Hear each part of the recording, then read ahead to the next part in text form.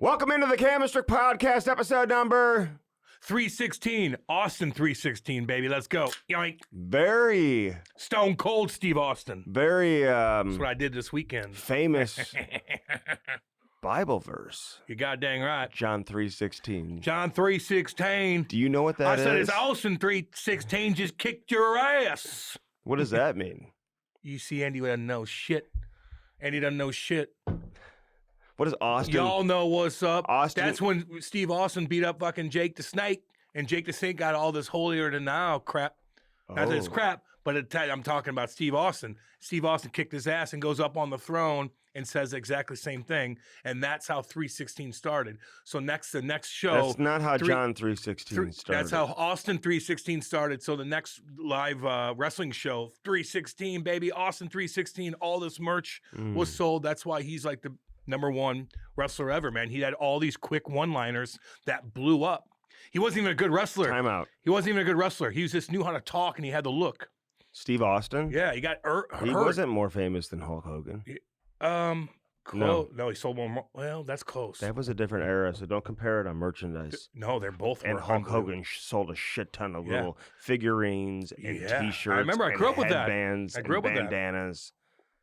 So you're comparing the best to the best. Okay. Who else? But you said he's the most famous ever. One of them. Maybe.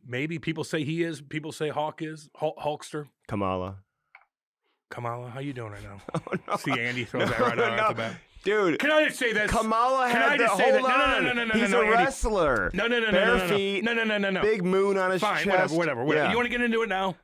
No, because I have a couple wanna get into it questions now? for you. Because you know I'm just saying. what?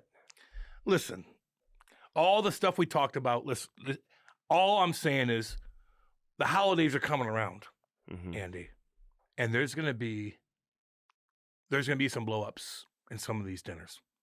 No. Oh, yes. No. I've seen this firsthand, and it's god-awful. So I'm just giving a word of advice to all my boys out there, all you shit kicker. You know what you're fucking doing.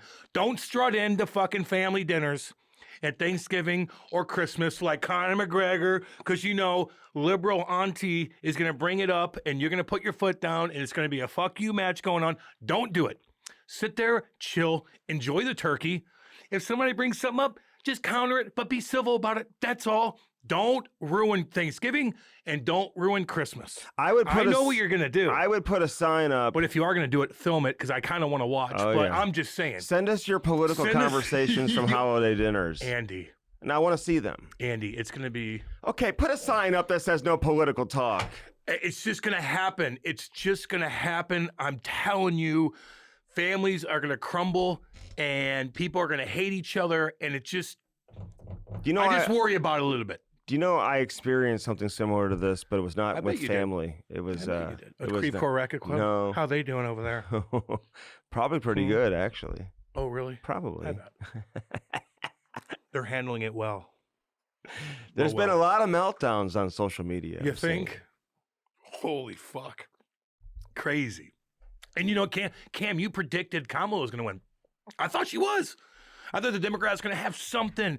I thought the Democrats were going to have that 81 million votes like they did with Joe Biden when he was hiding in his basement, got 81 million votes. I'm like, that's going to happen again somehow. And it didn't. You know who's and the red wave just swept through. People were just sick of it, man. They want to change. It is what it is. Who's kind of one of the more interesting, and I'm not saying good or bad. Remember, I'm nonpartisan. We know, Andy, the nonpartisan. I'm right in the middle of everything. No, because you don't have an opinion. Yeah, I do. No, you don't. Then what is it? You're right in the middle. Cool. No, listen, I have an opinion. I've voted over the years on both sides of the aisle. Most people can't say that. Okay. I've been independent. I've been Green Party. If I was a bet man, I've been Democrat. I've been Republican. If I was a bet man and I could prove it right now, I would say you've never voted one time in your life. Did you see my sticker? Your wife's. No, I had my own your wife's sticker. Dude, I would say that because we tweeted. I would say that you haven't voted. I just would bet on it. Disrespectful. I would just bet on it. Because I vote every year, every 4 years. I It's vote. all good. This is What are my you talking opinion. about? I just think that you did. Do you need me to videotape myself walking in? I'm not one of those. I don't Well, do. You're not one of those. You posted. You voted. Just the sticker. I laughed. Just the at that. I laughed. That was by design. I laughed because I'm an entertainer. But that was You're entertaining me. I don't think anybody else understands. that it. was by It's all good. that was by design. We love you, man. It's all good.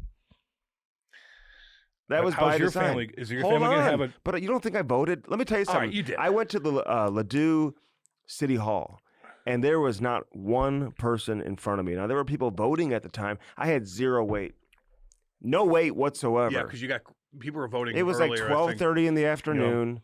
Everyone's voting before the election this year. That became a thing. I never really heard of that. Can I say something real quick? I think voting day should be a fucking holiday. Mm-hmm. Take everybody's off. There's no excuses. Everybody has off. Kids are off. You know, A lot of kids. Are they off? Well, a lot of kids are off, So- teachers can go vote and whatnot. What do you think of?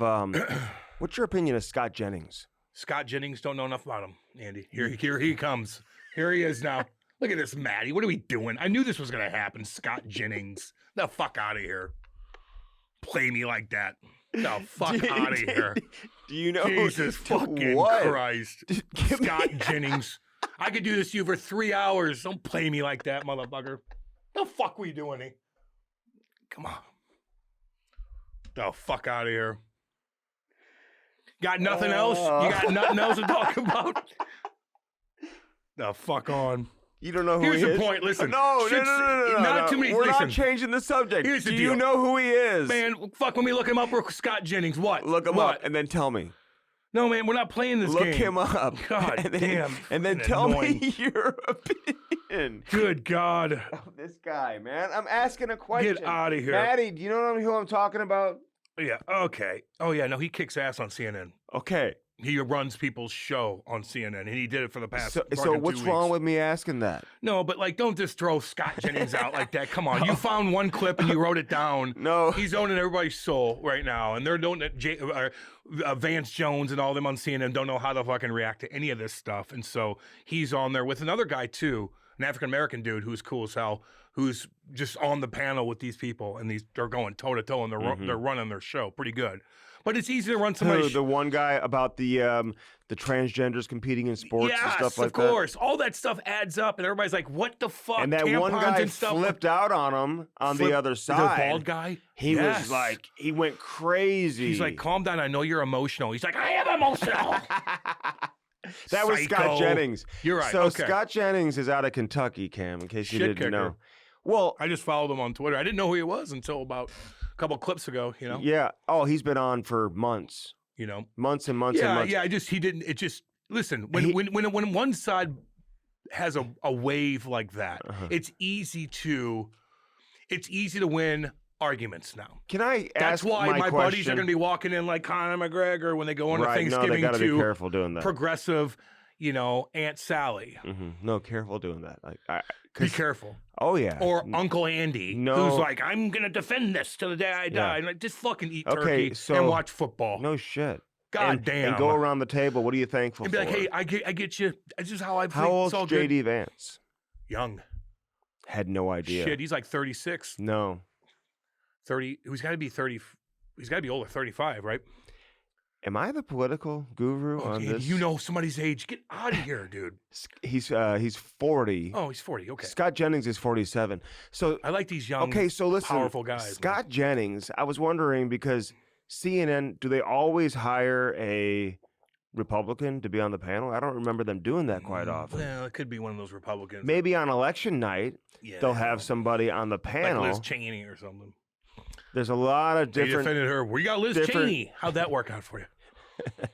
Oh, what do you think about Liz Cheney? You got a problem Oh, with her? fuck outta here. Okay, How so- about Dick Cheney? You so- guys hated Dick Cheney so bad. Scott Jennings has a little bit of that like southernness to him. Oh, he's cool, man. He's pretty smooth in terms of how he talks. Doesn't Yeah. stutter. Doesn't trip over his words. He gets his point out, and he's kind of on an island, Cam, because he's on CNN and he's going toe to toe with some, the other side. Yeah. And a lot of times they're very emotional conversations and topics that strike emotion and anger in certain people, right?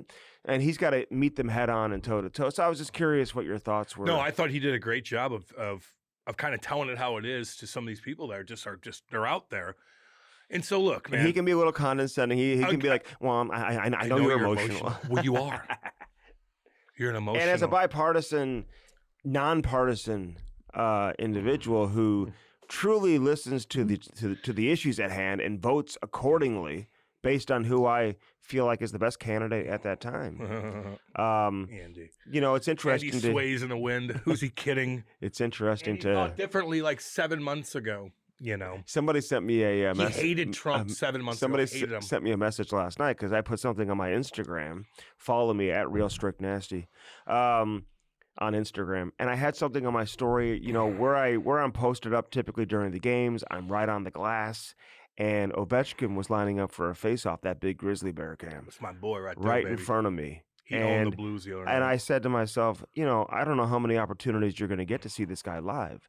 They play in the East. They're not here very much. The Blues play him twice a year, and he comes here once a year. And I'm like, this is kind of cool. So somebody messaged me. They're like, are you hoping that he breaks the record, or are you waiting for Chaser to tell you what he wants? It was kind of a funny message. But hey, real quick. Let's give a shout out to Chaser. Can I give a shout out to Chaser? Yeah, for sure. Chaser, man, he's going to go through hell again, and he's in the hospital right now. And he's got this might be a little bit more hardcore than even the first one. He was telling me. We're at me and Tony Twist were at his spa out, and he wanted me to pump it up too, by the way. Yeah. And we usually don't do that. But if Chaser tells us to pump up, we're going to do it. He's got this brand new spa in O'Fallon, Illinois. No. It's Edwardsville. Edwardsville, You don't Illinois. even know where it is. Do I need to do the library? Stop. Edwardsville, Illinois, called Exos. Beautiful. It's like a nightclub plus a fucking spa. Chaser and I, or Twister and I got our nails done there. We have a commercial coming out. It'd be cool.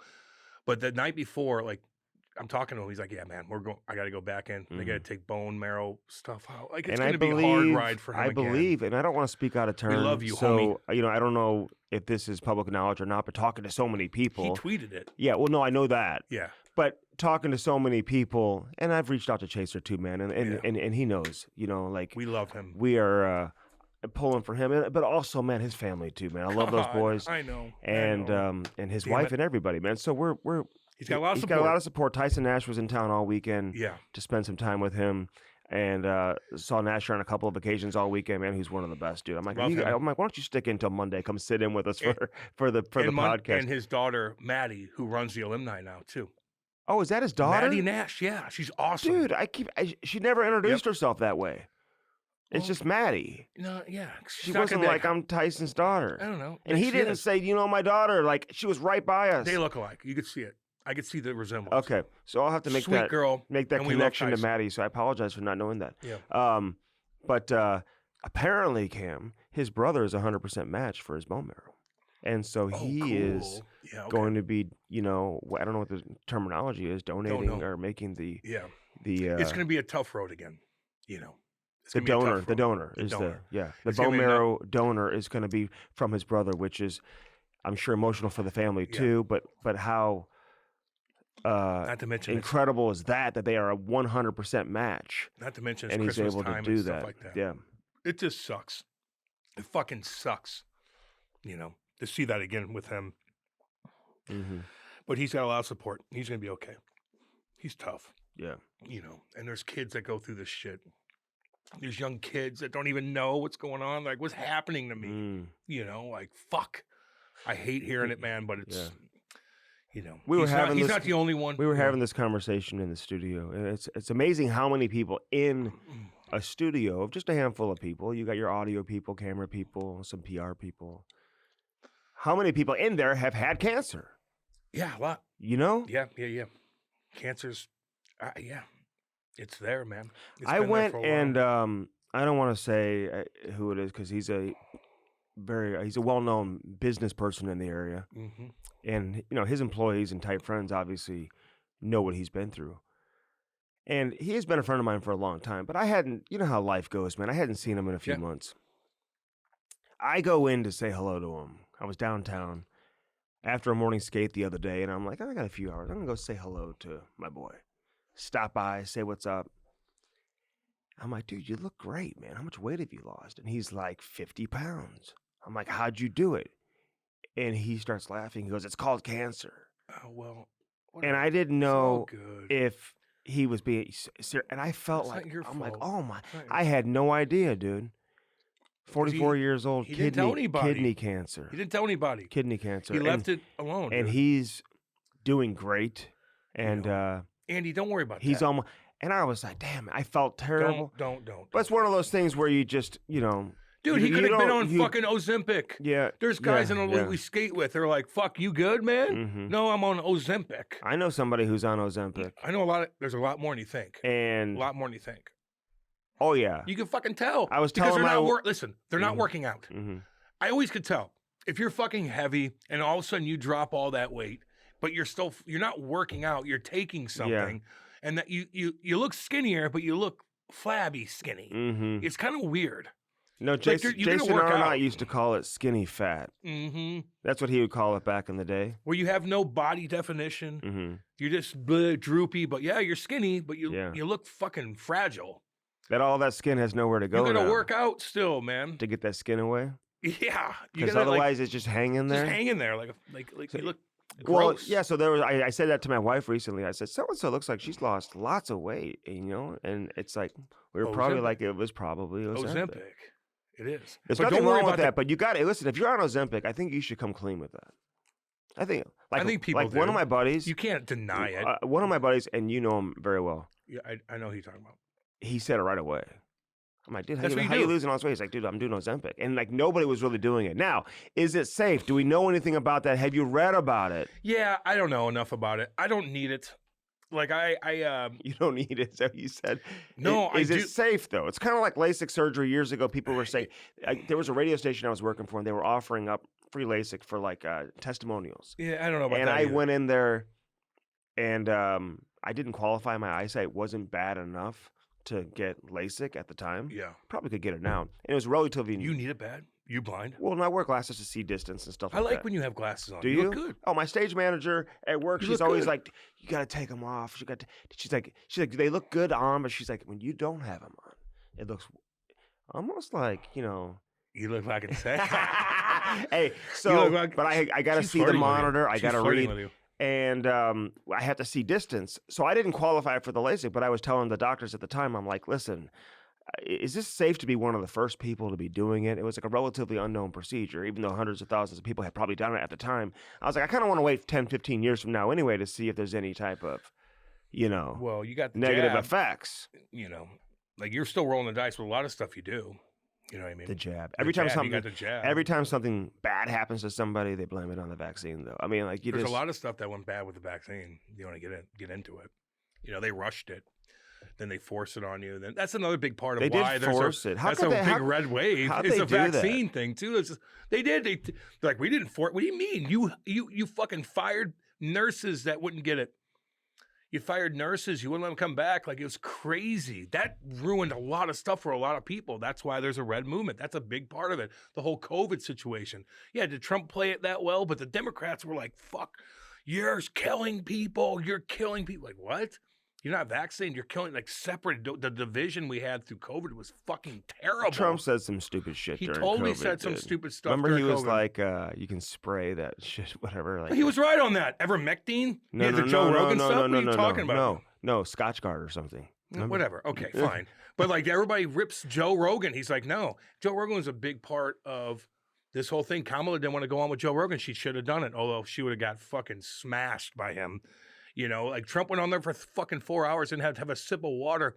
Like, I look at these candidates, they're all robots. Every one of them, they're all robots. But if they sit down for 3 hours with somebody that disagrees with them or wants to push them on different things, and you will finally see the real person. Mm-hmm.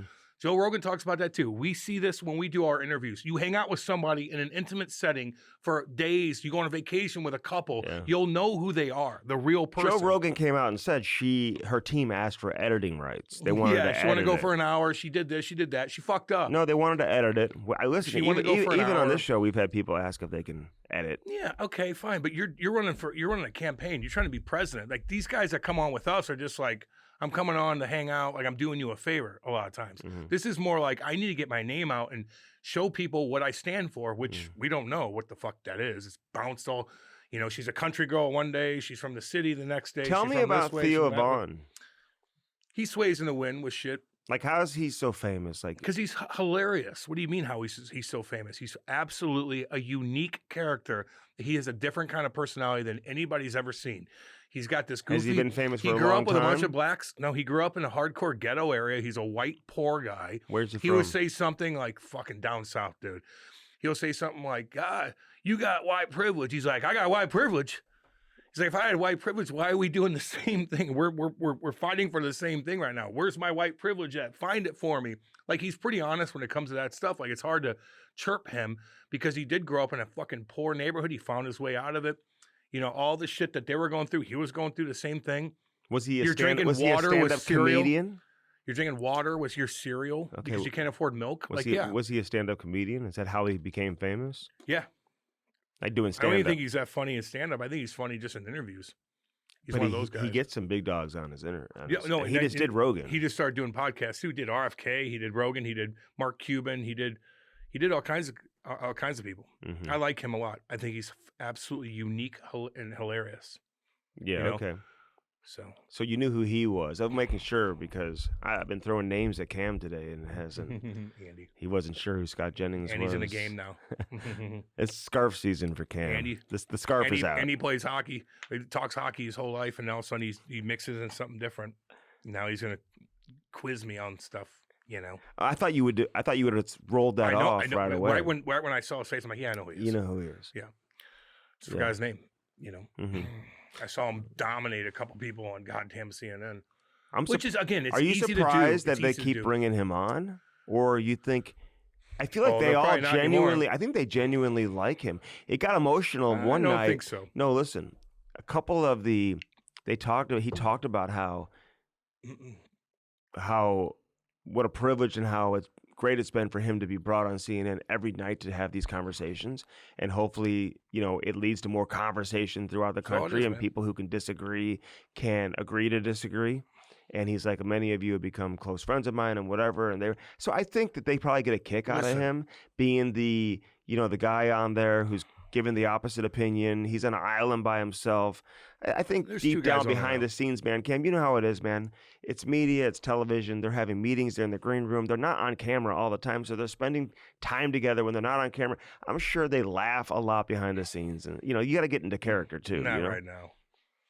I think it's hostile right now, man.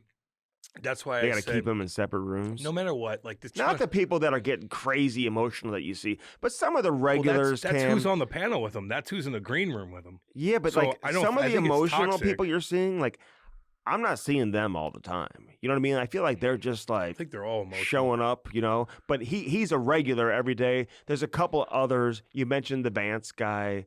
Not Vance. Yeah. He's a regular. Van Jones. Van Jones. He's a regular. But I could see them kind of getting along behind the scenes. I think he blamed the Hispanics for being racist for voting for him, and then of course the blacks that came out and voted are racist too, that voted for Trump. Well, 92% of the female African vote went to Kamala, I believe. Look where the blue dots are. It's all the major cities and stuff like that. If you look at the map. The red and blue, it's all this little but Trump did he figured it out, like enough was enough, and people were like, no, even people like kind of skewed, like, do I even go out and vote? No, they did. Don't you think they did in every district? Don't in every you think the county. lack of popularity of Joe Biden though is what why 81 is million? What led to him 81 million votes? I mean, the Republican rarely wins the popular vote. 81 million votes 4 years ago. 81 million. Wow, that's interesting. 81 million has never happened before. What do you mean? Everything's usually like 64 million. Who had 81? Joe Biden 4 years ago. Don't you know that? That's why people are talking about how the fuck did he win with 20 million more and Democrats came out? How many did Trump get this year? 64, I think. Really, he didn't even get to 81. No, not even close. Yeah, so that's like, how'd that happen? But you know this. 4 years ago, people were sick of Trump. You know what I'm saying? Like, were they? Some people were. I mean, where the economy was great. COVID fucked everything up. Yeah, but it just fucked everything up. There was a lot of tension and a lot of, you know what I'm saying, Cam. Like, whatever. If people say Trump won on a landslide, if COVID didn't happen, COVID fucked everything up. Mm-hmm. It divided the people. One people look this way, the other people look this way. And that's the complete divide. Yeah. And Trump didn't play it great at the beginning at that whole thing. Everybody was confused. And then you start figuring out, they're lying to us. Wait, it happened in a Wuhan fucking Clinic. No. Lab. No, they didn't say that. They said it at the Wuhan market where the bats are bleeding on each other. That's where COVID happened. Oh, really? Even Jon Stewart, who's a huge liberal, comes out and goes, interesting, huh? So COVID came from bats bleeding on each other in a fucking market? Wait, what if in Hershey, Pennsylvania, there was a chocolate explosion and people are blaming the fucking birds? No. It was a fucking Hershey factory. No shit. They lied to us. Not to mention the factory in Wuhan was funded by Fauci in the U.S. Like it was so fucked up, and they lied to us, and it divided us so bad. But Trump didn't play it right, and that's why he lost that election too. So people got scared, and so it's just COVID fucked everything. I think Trump would have won in a landslide, but COVID fucking just blew everything up. Bill Maher's kind of even changing his tune. I've seen his show live. Well, the left before. went too. It sounded like Bill Maher is too different than what he was early in the past. He just the left went too far left. They went too progressive, and he's calling them out now. You know what I mean? Like he's a Democrat, but he's somewhat moderate in a way. Like he understands different things and crime and this, that, and another. But the left went too far left, and so he's just calling them out now. So it's basically just an even thing. Well, you know. Hey, all you guys, I'm telling you, during Thanksgiving, I'm just saying, nothing. I know we have, probably a lot of our listeners think like I do, probably. I would say. The shit kickers and stuff like that. I would say that. I would say, but there's a lot that don't. But I'm just saying, like, during Christmas and gosh dang Thanksgiving, like, you can't separate yourself from your family. I've seen this firsthand. Like, you just have to find a way. Just so you know, me personally, I'm hosting Christmas like no other. I don't even have family on my side anymore. Basically, are you having us over? I don't have family on my side. Are you side. having us over this I'm year being dead for serious. Christmas? I'm being dead. Kate's family does not think the way I do. Oh, not at all. Hold on, except for her brother. Except for her brother. And Kate's leaned a lot differently. Trust me.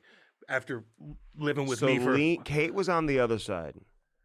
I think she's just more of a moderate. She doesn't pay attention to too much, but now she's around me all the time. Like I talk about it. My buddies are over. What does she say to her?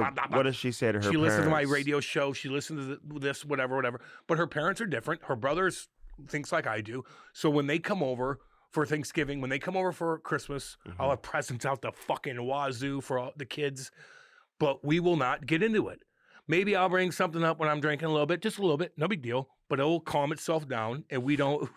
You shouldn't do that. You're going against your own advice. Me and her brother will talk, and then maybe somebody will bring. But it's not that big of a deal, and it never turns out to anything negative or whatnot. I just don't want to see families ruined over this. You know, it's going to happen. Because, and it's interesting, and those of you, and there's a lot of people who think the way that I do too, that are listening. What way do you think, Andy? Which way's the wind blowing? So, who are nonpartisan? How about Wayne Gretzky? What did he say? Do your homework. Well, no, I think just remind me because he said a lot of different things. No, he was at the Mar-a-Lago event with Trump and wearing a MAGA hat, and his son was wearing a MAGA hat and stuff like that. They're all celebrating with Trump, and now people are like, "He's disgusting." Yeah, no, I saw that. He's disgusting. Like what? Oh, he's not smart enough to understand. Oh, I'm sorry about that. He's not smart enough to do his own research on that. Oh, he's stupid now. If you were we're all stupid. If you were a public figure of that level, I wouldn't give a fuck. Would you? I wouldn't give a fuck. If Trump invited me down there, fuck yeah, I'm going to go down there. Okay. Goddamn right. What does he care? Why would he even give a fuck? They're going to fire him from TNT. Go ahead. You don't care. You don't even need the money. Do your thing, dude. Shit. He doesn't even need to go do it. He doesn't fucking need to do anything. Do something else. Just sit at home, play golf all fucking day with your MAGA hat on. No one cares. Go hang out with Trump. No one cares. He'll invite you everywhere.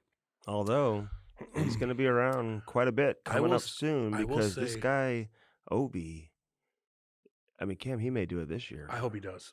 I will say that, fuck, I just lost it. I will say, fuck, what was I going to say? God damn it, Andy. I was just trying to. Fuck, never mind. It was time to change the subject anyway. You brought it up. It's just time to change it. You brought it up with a question about a guy on CNN. As the lead host. It's all good, man. As the lead host, and as the number one host on the podcast, everything's going to be okay. Change the subject. Everything's going to be okay. Everything's going to be okay. Don't worry Everything's going to be okay. Everything's going to be okay. Okay, so Ovi scores twice the other night, and Cam, this guy could very easily, I'm not saying easily, but he's going to push 40 this year. The way he's scoring and how he's just. Oh, I love it, dude. You know what I'm saying? Yeah. Like, he's going to push 40. Who knows? I'm not going to sit here and say he can't push 50, but I'll stay with 40. He's scored 59 times in his career, so it's not like if he gets to 50, don't come at me and be like, you thought he'd only. No. Okay, he could easily, he can do 50, but we'll say 40 at 39 years of age. Dude, I don't know where this is going to end, but what are his numbers going to look like when it's all said and done? What's he going to finish with? 925, 950, 1,000 goals? Is this guy going to get 1,000 goals, Cam? No. He's going to retire when he breaks the record. You think he will? I would. What if you're Washington and if he doesn't?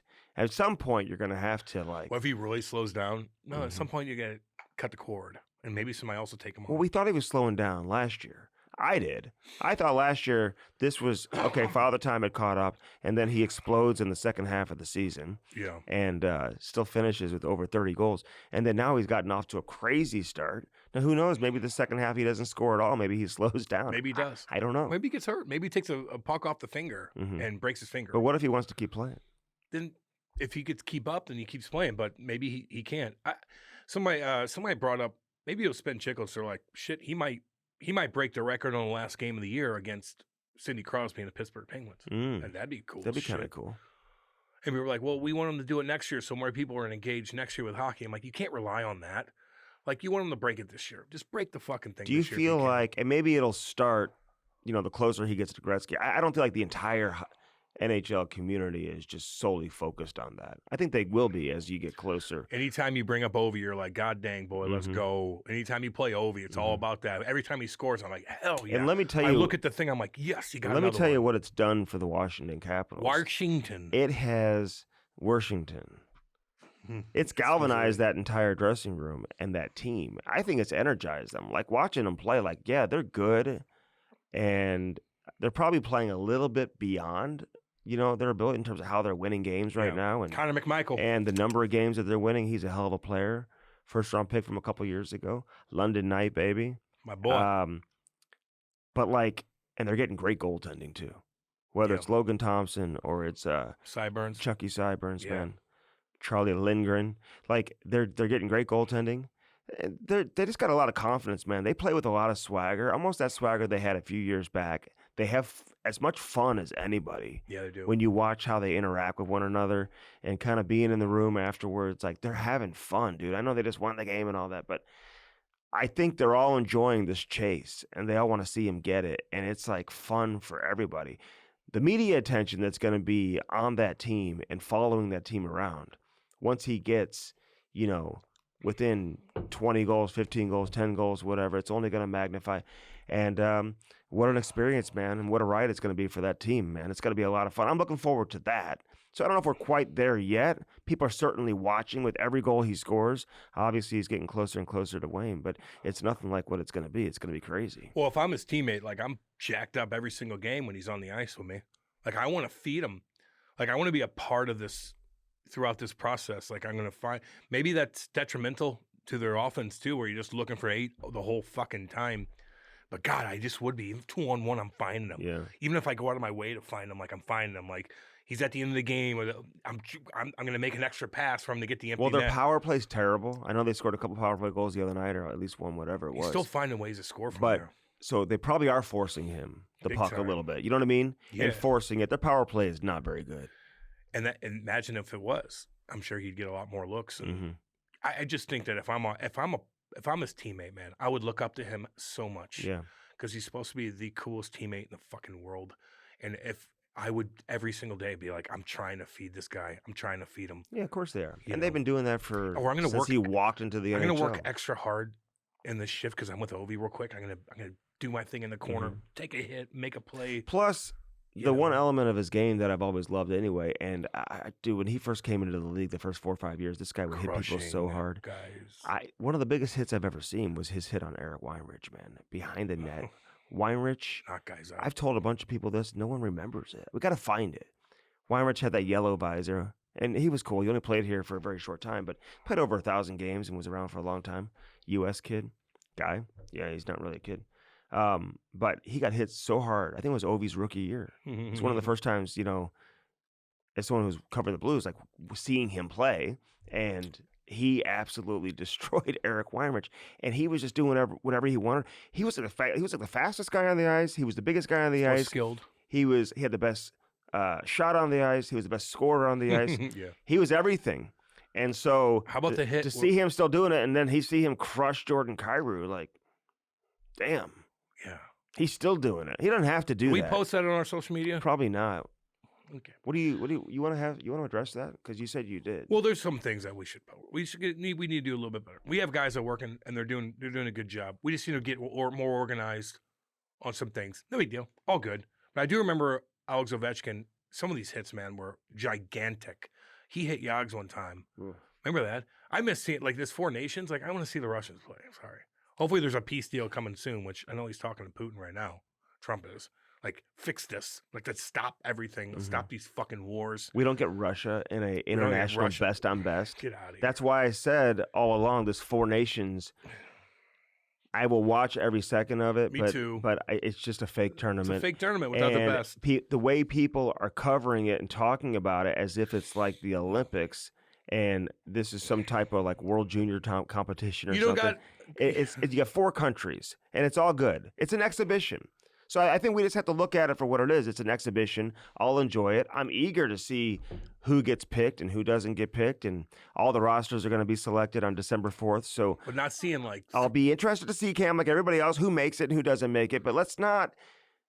I think Canada is driving the bus on this, and I get it. And we're going to be able to see McDavid and Crosby play together, which is going to be incredible. I'm all for that. I love these. You're going to pull at the heartstrings and all that. I get it. I want to see, Patrick Kane probably won't even make it. You know what I'm saying? But, like, it would have been cool. Like, who knows, to see him. He's okay. You should just put him on there to play with Austin Matthews or something, But it is what it is. Put the best player on. I know. So you get the best players, but it's not just the best players. You're building a team, which is why people are chirping me when I say that Colton Parayko, I think, should be a lock to be on Team Canada. He's arguably the best defender in the game today, and I've had relevant, superior hockey people confirm that to me and say just as much in terms of how he's playing and the level that he's at right now. And I think I've seen all these like lists come out and these projected rosters, and nobody's mentioned Colton Parayko. And from what I understand, like, he's going to be on the team. I could be wrong, and maybe he won't be on the team, but you're building a team. And they want all these guys that play the power play. You got Cale Makar. Like, he ain't coming off the ice. You don't need a bunch of power play guys when you have Cale Makar. I saw that tweet. Let him stay on the ice for 2 minutes, and you got your power play guy. But you need guys who can shut down, get pucks out, win battles. Big, long reach. Yes, and he's not the most physical player, but he blocks a shit ton of shots. He wins battles. He comes out of the corner with the puck. Yep. He wins battles in front of the net. He's a big body. And I don't know how, for Canada, you're not looking at points and a need for the power play. I don't know how you don't have him on your team. It's much like a few years back when they had the Olympics and you put Jay Bouwmeester on there, and he and Petra were a pair, and they just shut it down. Shut it down, baby.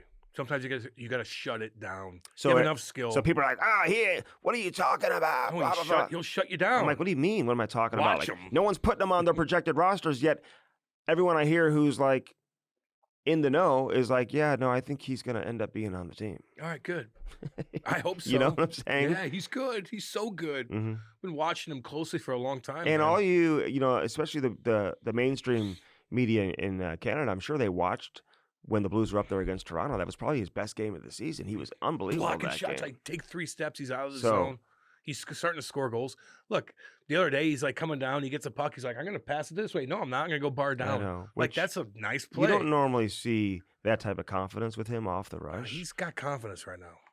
And he's a really good dude. Yeah. Like, super sweetheart of a guy. Yeah. Like, honestly.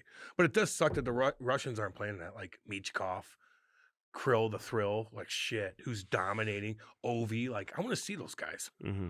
Kuchi.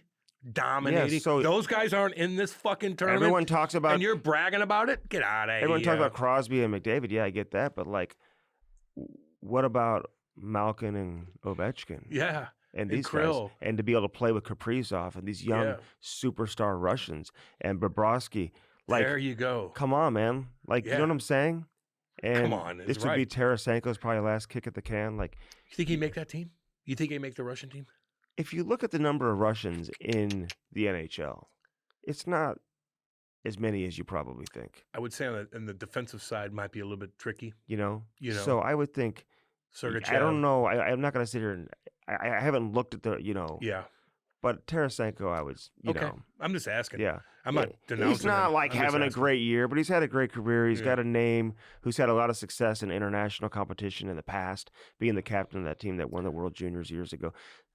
I don't know. Maybe I'm wrong. But I would think that Tarasenko would have a decent shot at making. I mean, they got the goalie, they got the forwards.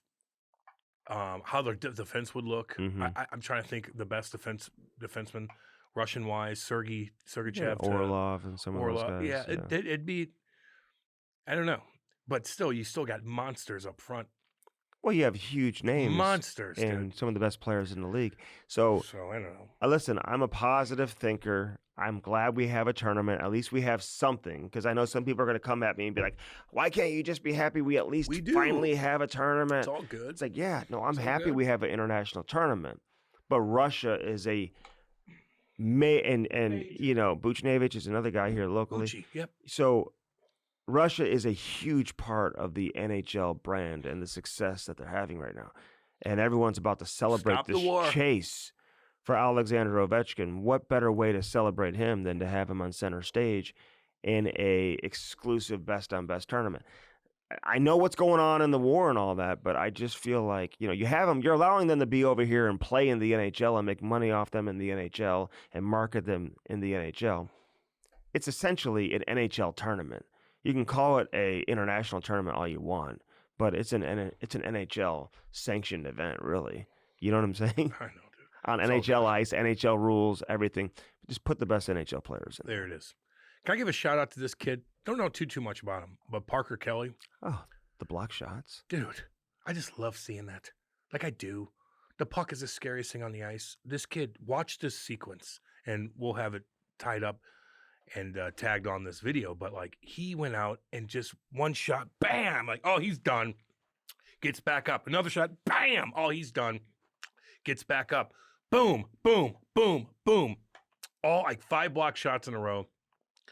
Finally finds his way to the bench. Like, just hardcore, man. Those are the kind of guys. Like, he goes to the bench. The guys on the bench are going nuts. Mm-hmm. Just an awesome sequence. Parker Kelly, I'm giving you a little shout out, baby. Let's go. Yeah. Shit kicking right there. Colorado Avalanche, who he plays for, right? And played in the WHL. Undrafted. 25 years old. Just tough. Just plays tough. I don't think he's even played 200 games in the NHL. He's blocking shots, baby. I love it. I'd take you on my team. You know what I mean? Those are and you want to talk about what gets a bench going. Oh, Lord. We're all like, God, you're the man. Get up here. Oh, he does it. We don't ever see that, dude. What's that? 5 consecutive. There's been some sequences where guys even broke their leg that we know. We've had a couple guys on where they're stuck out there on the penalty and kill. They're still blocking and shots. They're breaking their leg like, No, Campbell. What's his name? Yeah. From the Bruins. Colin Campbell's son. Yeah. He's tough, too. I loved him. Yeah. That's like during the 2011 playoffs where he's like, breaks his leg like, finds a way to get back in, boom, hits off his chest. Doesn't care about his face. Mm-hmm. Doesn't care about his hands. Doesn't care about his freaking body. He cares about his team. And I'm like, whoa, I saw some great people like that. Like Dallas Drake was like that. Jay McKee did it, too. Yeah, but Jay was just more technical. He'd just get on his knees. But like, yeah, 100%. Dallas Drake, Ryan Johnson, these guys would like eat one in the face. In the face. Just what I mean? You play with Volchenkov. Like those guys would just block a shit ton of shots. And they were just it was like an art. Yeah. There's some that are more reckless than others and are just putting their face and body on the line and just have that crazy switch and that trigger in their brain where they'll lie down in front of anything. Bam! Like, whoa. Like that is horrifying. That puck could ruin you. Mm-hmm. Ruin a lot. Your jaw, your head, your way of life for the rest of your life. That thing is the scariest thing going, is a puck coming at you 100 miles an hour. Oh, God. With no cage on? No cage on, nothing. Your little glove's going to protect your hands or your feet or your face or your mouth. The mouth. Oh, have a mouth guard in it. Mm-hmm. Your face is exploding. I shattered my finger No one cares. in a pickup game, Cam. Andy's fragile, though. Like, that's why I can't invite him to some of these games. Like, he might just get hurt. Do you know what I'm dealing with right now? Is a severe case of tendonitis in my elbow. You ever had that? Don't care. Oh, No, I just don't. no, Like, no. Maddie, like, seriously. I mean, All the shit going down. Dude, like, I got to hear about I this. can't even like turn a doorknob. Don't I can't care. pick up anything. No, you didn't. Your body hasn't been through shit. You're okay. What's it been through? Quite a lot. Writing things down. Mm-hmm. It's my Holding a mic- non-writing hand. Holding thank a mic God. like this. Braden Shin, how goes Your thoughts? your thoughts on stuff? You do a good job of that, but it's not like, taxing on your body. That's what I'm chirping. I'm not chirping your questions because you're damn good at that. But like, you got tendonitis, how? Did you sleep on it wrong? No. Oh. I think it's from.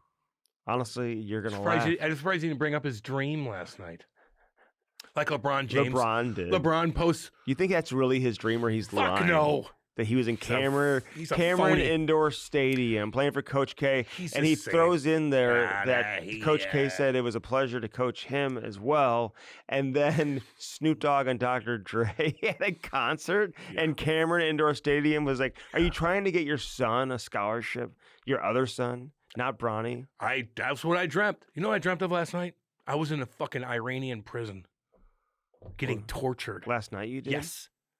And I woke up like, And I'm like, please open my eyes and be where I need to be. And I Yeah. saw the Christmas tree in my bedroom. Like, oh, thank God. I was sweating my ass You ever do off. that when you have a bad dream and you haven't even opened your eyes yet, but you woke up and you're like, just open your eyes. Open and, it up. And okay, it didn't happen. Perfect. Yes, that's exactly That's what happened. amazing that it didn't. We don't need to get happen. too far into dreams, but I brought it up because LeBron, of course, has to tweet out his dream sequence. What a dream that is. Fake is what that is. Hey, He's trying to tag everybody that's important. There's something to that. Saturday Night Live, the guy who does the news desk. Yeah. So funny though. He goes, the election, it was such a landslide, and it was such a margin of victory for Trump that the score was so out of whack that they put Bronny in the game or something like that. Andy, I have to stop. My neck hurts from like literally watching these fucking people lose their minds. On Bronny got in the game. It was such a landslide. There's so many funny memes, man. Memes and tweets and stuff. I stay out of it. I'll talk about How's it. Bronny doing? I'm gonna have to He's do in the it. G League. I talk about it on here. Mhm. It's all good. I think he had 6 points and 4 boards the other night. Good job. Good job. I like him. You Actually, do? I like Bronny. I like Bronny way more than his dad. Well, you don't know anything about Bronny. Exactly. He doesn't tweet. He doesn't do anything. He had a heart attack. Came back through. Oh, His dad's shit. pushing him. He doesn't say anything crazy. He's not political on tweets or anything like that. Like his dad. He's not calling out police officers saving young black girls from getting stabbed by another black girl and then putting his fucking picture He's on Twitter. probably smart for not he just being chills. loud. He's not good I enough listen where to he him. can be He's loud not on cocky. social media. He just does his thing. You don't So, know how he is behind the scenes. From what I see right now, I like him until he does Do you something know he was different. named a McDonald's All-American, Cam, like averaging like 14 points a game, and like, Big Perkins on ESPN. Yeah. My boy Perk. He Yeah, was like, he likes you too. He was like, ain't nobody ever made the McDonald's All-American game averaging 14 points a doubt. game. So he's probably like So he's gotten a lot of benefits. Yeah, but he's probably like, I know, like I'm a charity case, and they're putting me through and stuff like that. My dad's putting me through, but he doesn't brag about himself. Maybe I'm missing something. Maybe you might be. I mean, I don't know. I'm what giving him a he's like. goddamn compliment, dude. I'm actually giving him a compliment. Okay. His dad is so annoying. You to know me, who? But I like Bronny. You know who I'm not liking right now a whole lot. Who's in a similar situation and he can actually In ball. basketball, don't No, care. No. It's the off season. Angel right now. Reese? It's the off season Your girl, Angel Reese. for the women's game right now. You It's didn't even know that 2 months ago. I called you out about that. about what? Andy brags about watching WNBA, and I'm like, when do they start? And he's like, I don't know. I'm like, exactly. Well, it's the off season right now. Oh, St. Louis Hold might on. get a WNBA team. Yeah, I know. Jason Chatham. An- I would want to Andy will do. be there, front row with I his would mask want to on. be. I would honestly go for that play-by-play job. The He's general manager. badass. I'd build a winner I'd make sure they have the best amenities and Andy, have everything Andy they and his need. Creve Coeur Racket Club buddies will be front row, masks on, hanging out, cheering on, like, let's go. Mask on. No, but I'm telling you, man, you know who's getting way too, and he's kind of like, he needs to chill out a little bit. Shedeur. Shedeur? What did he say the other day? See what he did to that ball boy? No, I didn't, actually. What, Andy? The ball boy at Texas Tech is responsible, like, even after touchdowns. He's got to get the balls back, dude. Yeah. You know, and then he's got to take them to the other. There's like a whole process. Mm-hmm. So he kind of goes and takes it. Like, they can't keep the ball. I know he scored a touchdown. This isn't the NFL. You're not keeping it. Yeah. You're not throwing it in the stands. You give it to the ball. So the ball guy, ball boy, whatever, does what he's supposed to do. He goes and grabs the ball from the player, and Shedeur just gets in his face like he's like ready to like throw down with him. Okay? Now, you got to go look at the video. I didn't like seeing that from Shedeur. If I was an NFL team, I may stay away from that one. I know. You know what I'm saying? Yeah. He is cocky, man. I may stay away He's from big that time one. cocky. What did, I think you're inheriting a lot. Mm-hmm. You know what I'm saying? See, that's why I think, and he's good. Like, he dominates. Like, don't get me wrong. I mean, Travis Hunter's still. They made him the main change guy. during warm-ups. He had some like shirt on or something. He Said couldn't. what? What did I the don't shirt know say? what it said. But they made him. He's like off, threw his helmet down. And, like, Yeah. Okay. You know, he just comes across like a little bit like a spoiled brat. You know Fuck what I mean? yeah, of course. I can see that too. Like, we said that weeks ago. Kind of what you're talking about with Bronny, but like Bronny's not really. He doesn't do that. No. Yeah, but he's not that good either. No, he's not. So there's a big difference. That's what I mean. But at least he doesn't act like he's good. He knows he's like getting dragged along by his dad, and he's just like, "I'm his here." dad's probably making him uncomfortable. Exactly. I think Bronny, everything he says is like he seems humble. Mm-hmm. I notice all that stuff. Where Shedeur is like, "Well, fuck him, dude, you might not even be an NFLer." He's like, my dad never gave me anything or something like that. He didn't.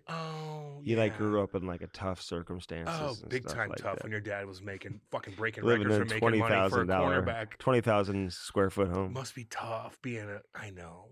We're praying for you. Everybody's a victim. That's another thing. The victim mentality. People are sick of that shit too. They're sick of that shit. What'd you think I'm of a the victim. You're a victim. Victim. Tanner Jeannot hit up high on Brock Besser? He caught him high. Caught him high. I like that Tanner Jeannot.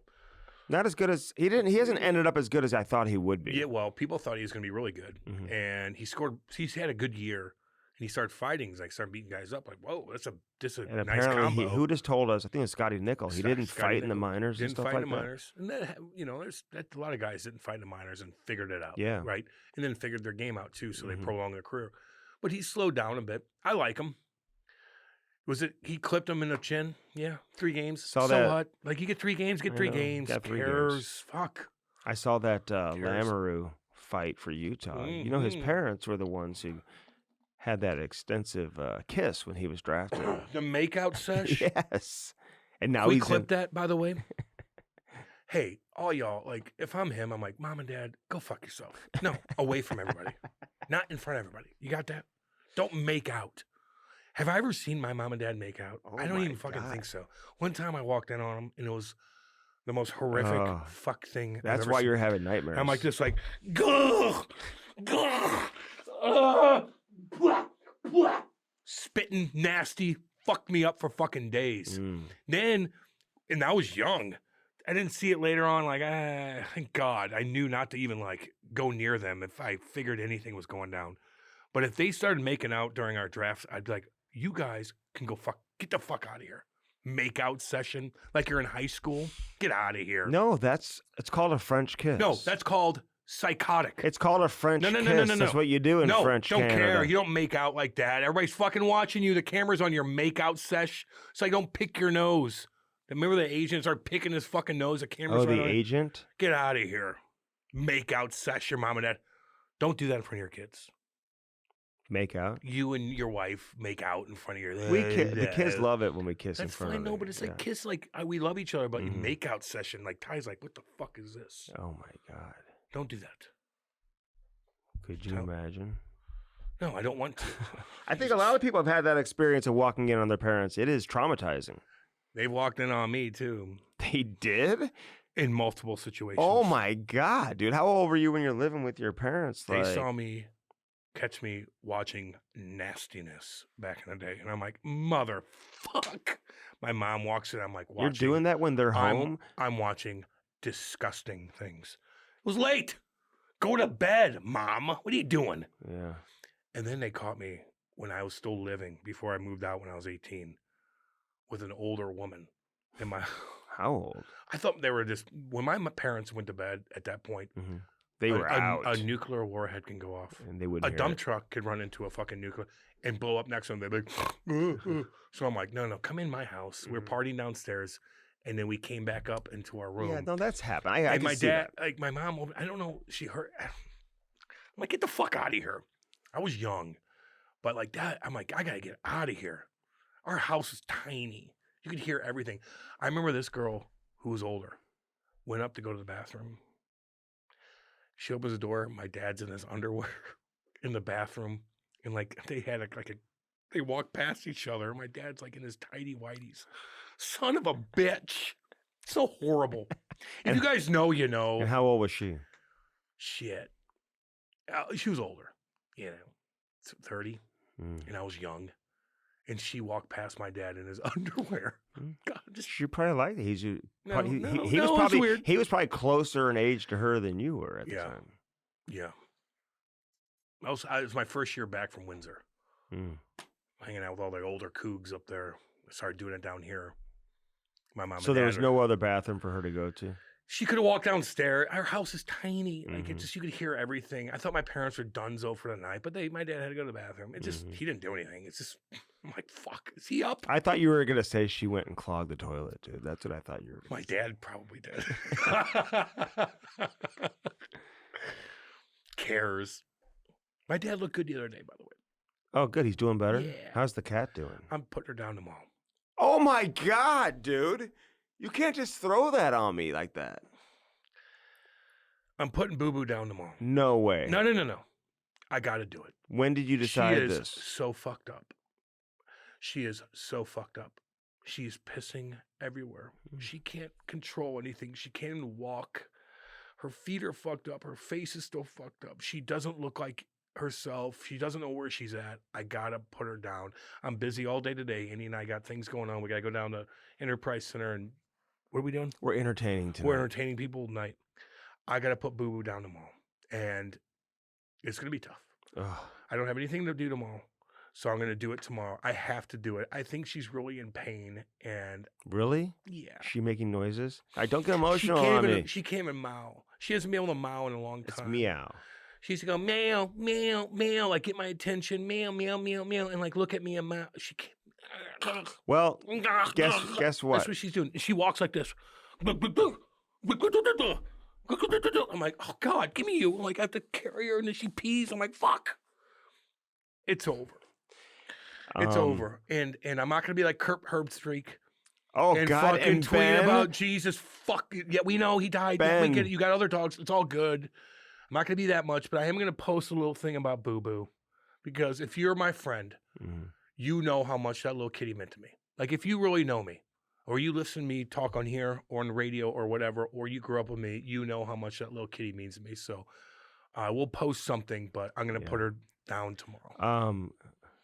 Well, guess I know what I'm getting you for Christmas. A cat? No, I don't want a cat from you. No, I'll pick my own out. No. Dude, I don't want it's a gesture that I'm doing, and you have to. No. And you have to. Like, I don't want a cat from you. You have to name it like Stricky or something. Anytime. No. That's anytime a ex-girlfriend bought me. I had an ex-girlfriend buy me a cat, and it was the worst fucking cat I've ever had in my life. It was fucked up the whole time. Like you got to pick it out yourself. You can't rely on somebody else. If I get you a cat, dude, you have to take it. Like that's disrespectful. I don't play that. Remember, I don't do that. I used to do that with my mom and dad when ex-girlfriends couldn't take care of their dog, and I'd take care of their dog, which really give it to my mom. I can't do that. What color cat do you want? I don't know yet. Well, just I'm give gonna me rescue some specifics. I'll find you one. No. I'll do it myself. I'm not gonna. It's gonna be a rescue kitty, and when I go there and I see what I want to see, and I get the emotion and the reaction that I want from that little precious kitty, that's who I'm gonna get. Kate's like, we don't need one right now. You know, we have to clean up so much shit from this little Boo Boo kitty cat. All over the house? Our basement smells like my fucking God. Piss so fucking bad.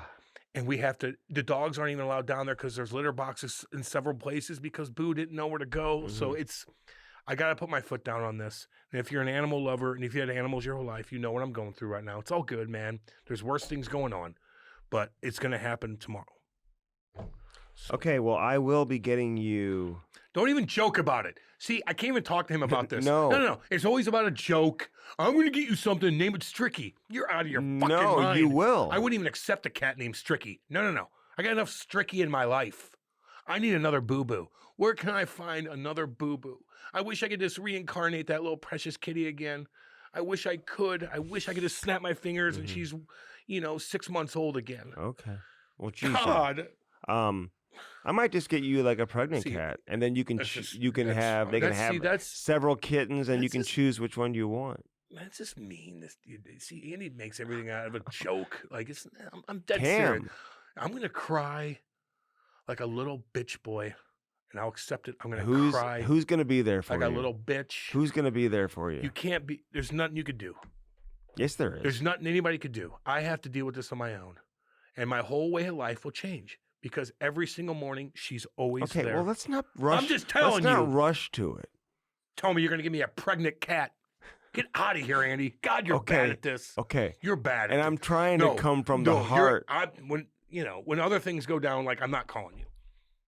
Because you don't know how to, you're not good at comforting. Yes, I have people text me all the time. After what I talked about last weekend with the girl that I was talking to, she actually pissed me off that night. Which girl? The girl from last week at the bonfire. Oh, God. What do you mean? Did Kate hear that on the podcast? I don't think so. It's all good. Is everything okay with you and her now? Totally good. We're good. We were hanging out all weekend. She came to the auction with me. I did a live auction, which I'm really good at. Are you? Because I'm pretty good at those too. Habita 555, 555, 60. We got 6. We got 6. Habita. You don't say habita. No, I know. I do my own. I do a comedy skit. I do a comedy show for fucking an hour and a half. I do a comedy show, meaning you tell people and then you call people out and you tell stories. Come on now, who's got 25? I got 25. Who's got 30? Who's got 30? I think you'd be good at this. Oh, yeah. So if I can't do some, Losey's in charge of this. He's got his auctions. I gave him he doesn't trust you yet.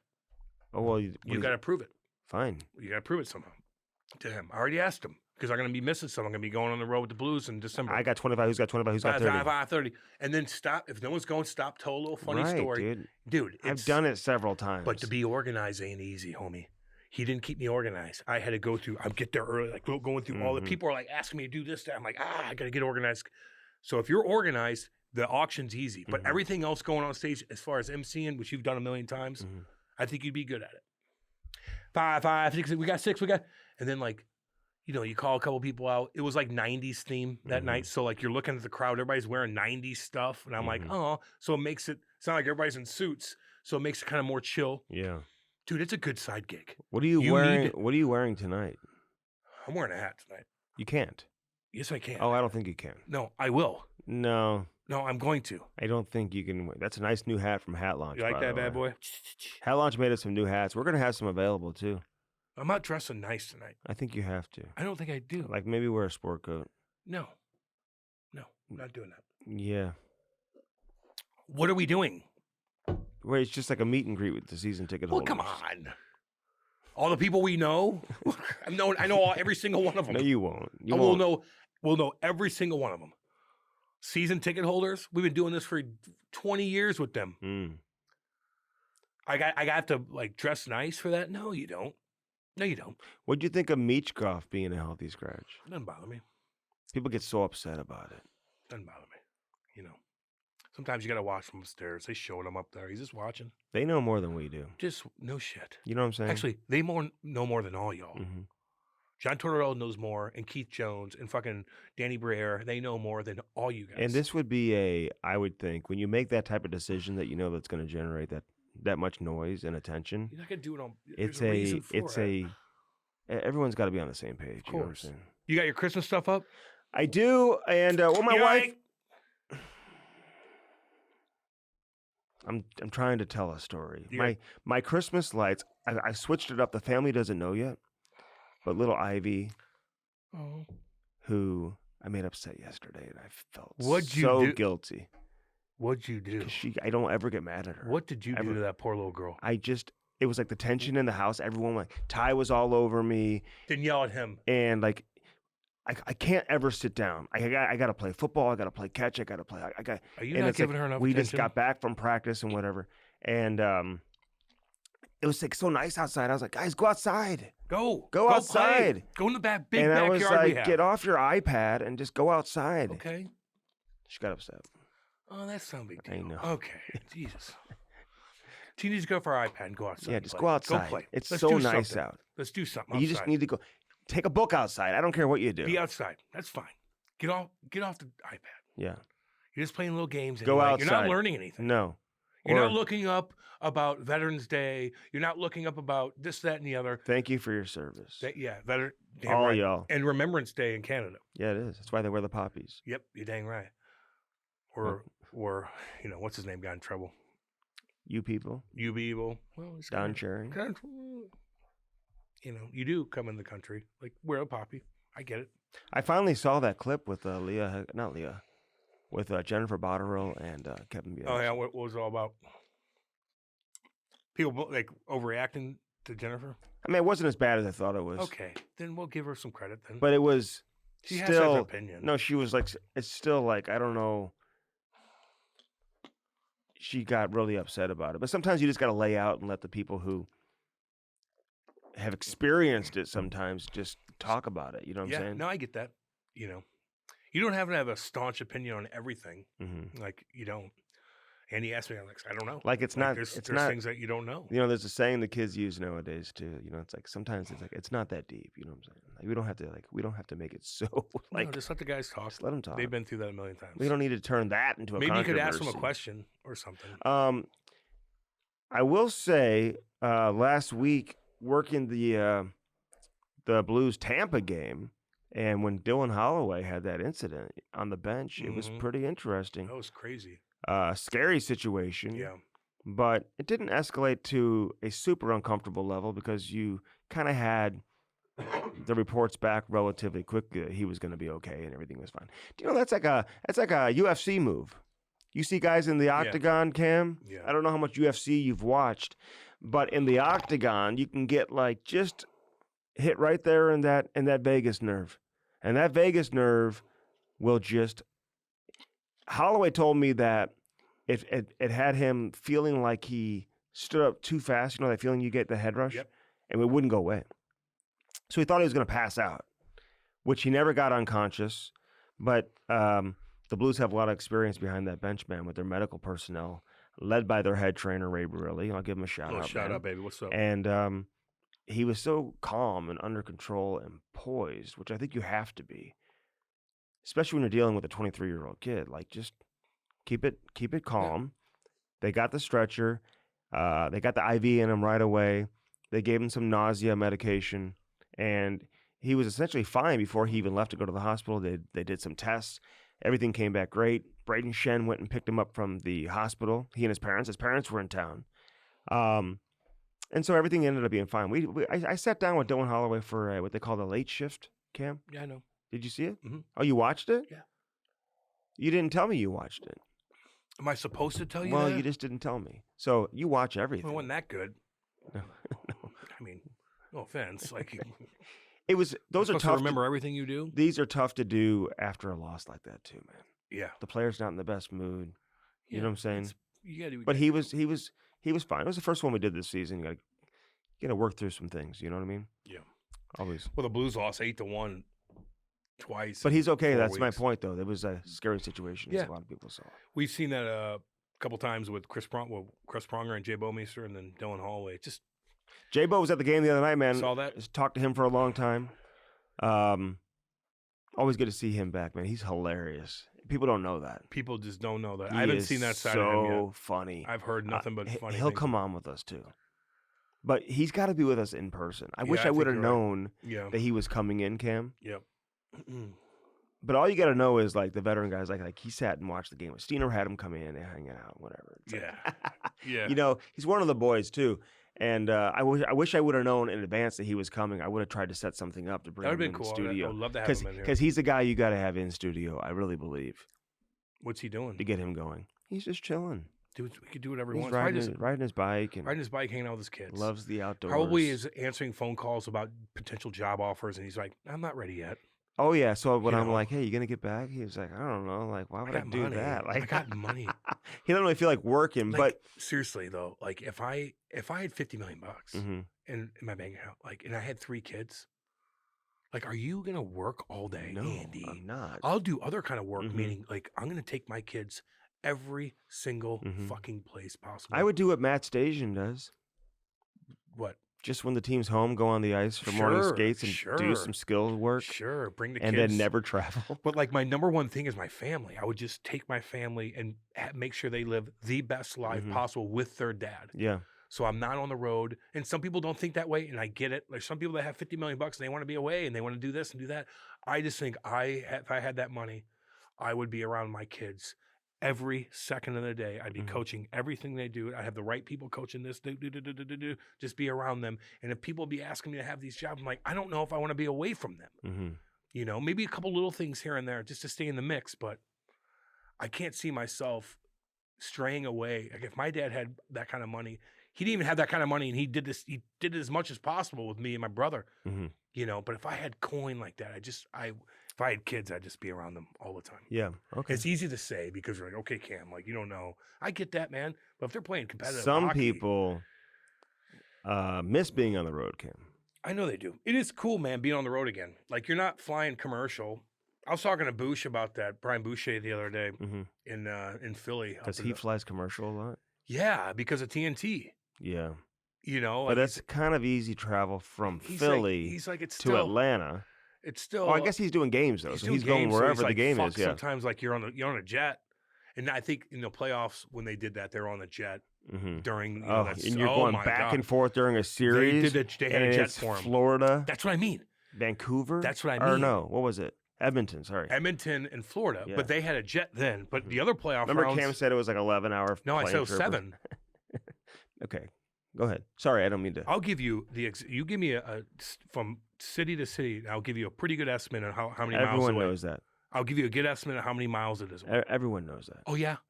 Okay, Pittsburgh to San Antonio. How many miles do you think that is? Oh, so miles or hours on the plane? Both. How many miles and how many hours? Pittsburgh to San Antonio? I'd say it's probably a 2-hour and 50-minute flight. How many miles do you think that is? From Pittsburgh to, it's probably about 800 miles.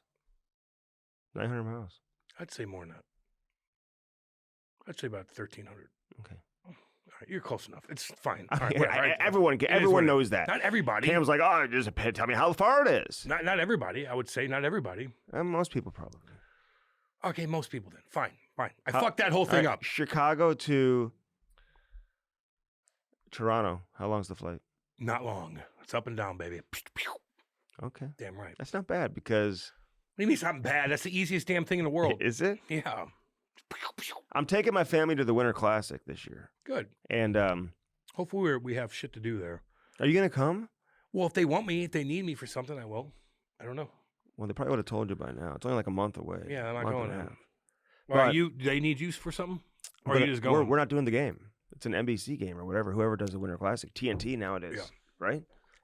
But my point is, Ty's got to be in Toronto for a hockey tournament on January 1st. And it's like way cheaper to fly from, and shorter to fly from Chicago to Toronto versus St. Louis to Toronto. It's like half the price. Okay. Well, you got to get in Chicago first. So I know that. You still got to drive up there. I know. So it balances it out. But we have a reason to go. So we'll have New Year's Eve. We'll spend New Year's in Chicago. It'll That'd be cool. fun. Yeah, Chicago's cool as shit. And like if they don't need me, I'm not going up there to watch a game. Okay. No, I know. Hell no. No offense. I have tickets. I can't sit outside. I'll tell you this right now. Where are you sitting there? If the weather... It's going to be terrible. Well, I got tickets through the team, whatever. They're great seats and whatever. But I will say, if the weather is shitty, man, if it's going to be super, super cold, which there's always a good chance, and nasty, I will not go to the game. I will sell my tickets. Yeah. So hit me up if it's bad weather. You guys want to go, man. I may have... I think Ty and Little Ivy will be like, I don't need him getting sick before his tournament and stuff like that, too. Yeah. It's just standing there fucking freezing, sitting there freezing cold. Like, you can't even get not warm. into it. It's going to be 13 degrees I and windy. like watching on TV. I know, my fireplace going, man. Got my Christmas trees up already. Oh yeah, so no, the holiday decorations are starting to come out. It's not, and so I've changed things up because the guy who puts the lights up on my house, who does a number of people's homes here in St. Louis, Cam, including Gretzky's house. Actually, he does Gretzky's house too. Oh, the mega Gretzky. Oh my God, he's a fascist. Okay. Not your hero.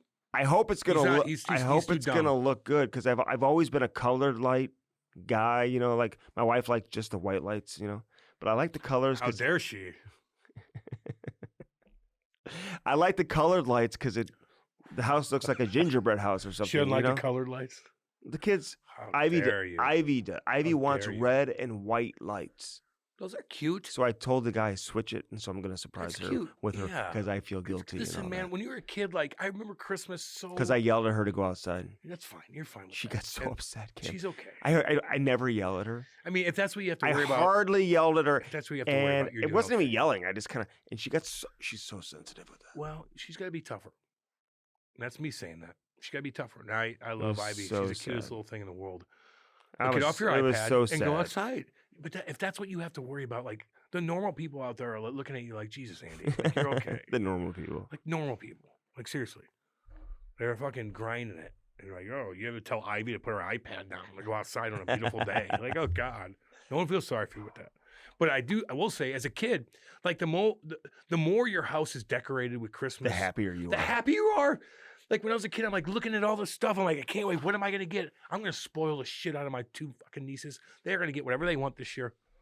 They are going to get whatever they want. I'm going to have presents out the wazoo. I'm going to have everything decorated, all this food laid out. Because I want them to remember, like, I love going to Uncle Cam's house. I love it. Do you already have a crate for a cat, or do you need one? Oh, God, Andy, come on. I'm getting you a cat. No, you're not, dude.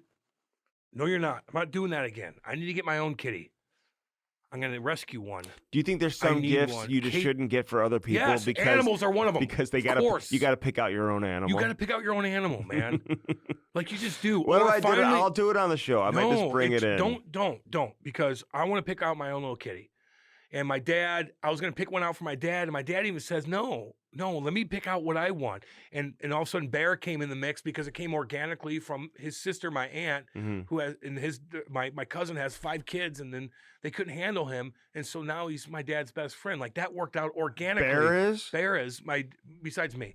But like, you don't just have people send you things. Like I've had that too. And I'm like, fuck it. Bear needs to be brushed, and you need to take Bear in for a grooming appointment, just so you know. He's matted. No, he's not. We just got him shaved. Well, a couple months ago. That's what happens.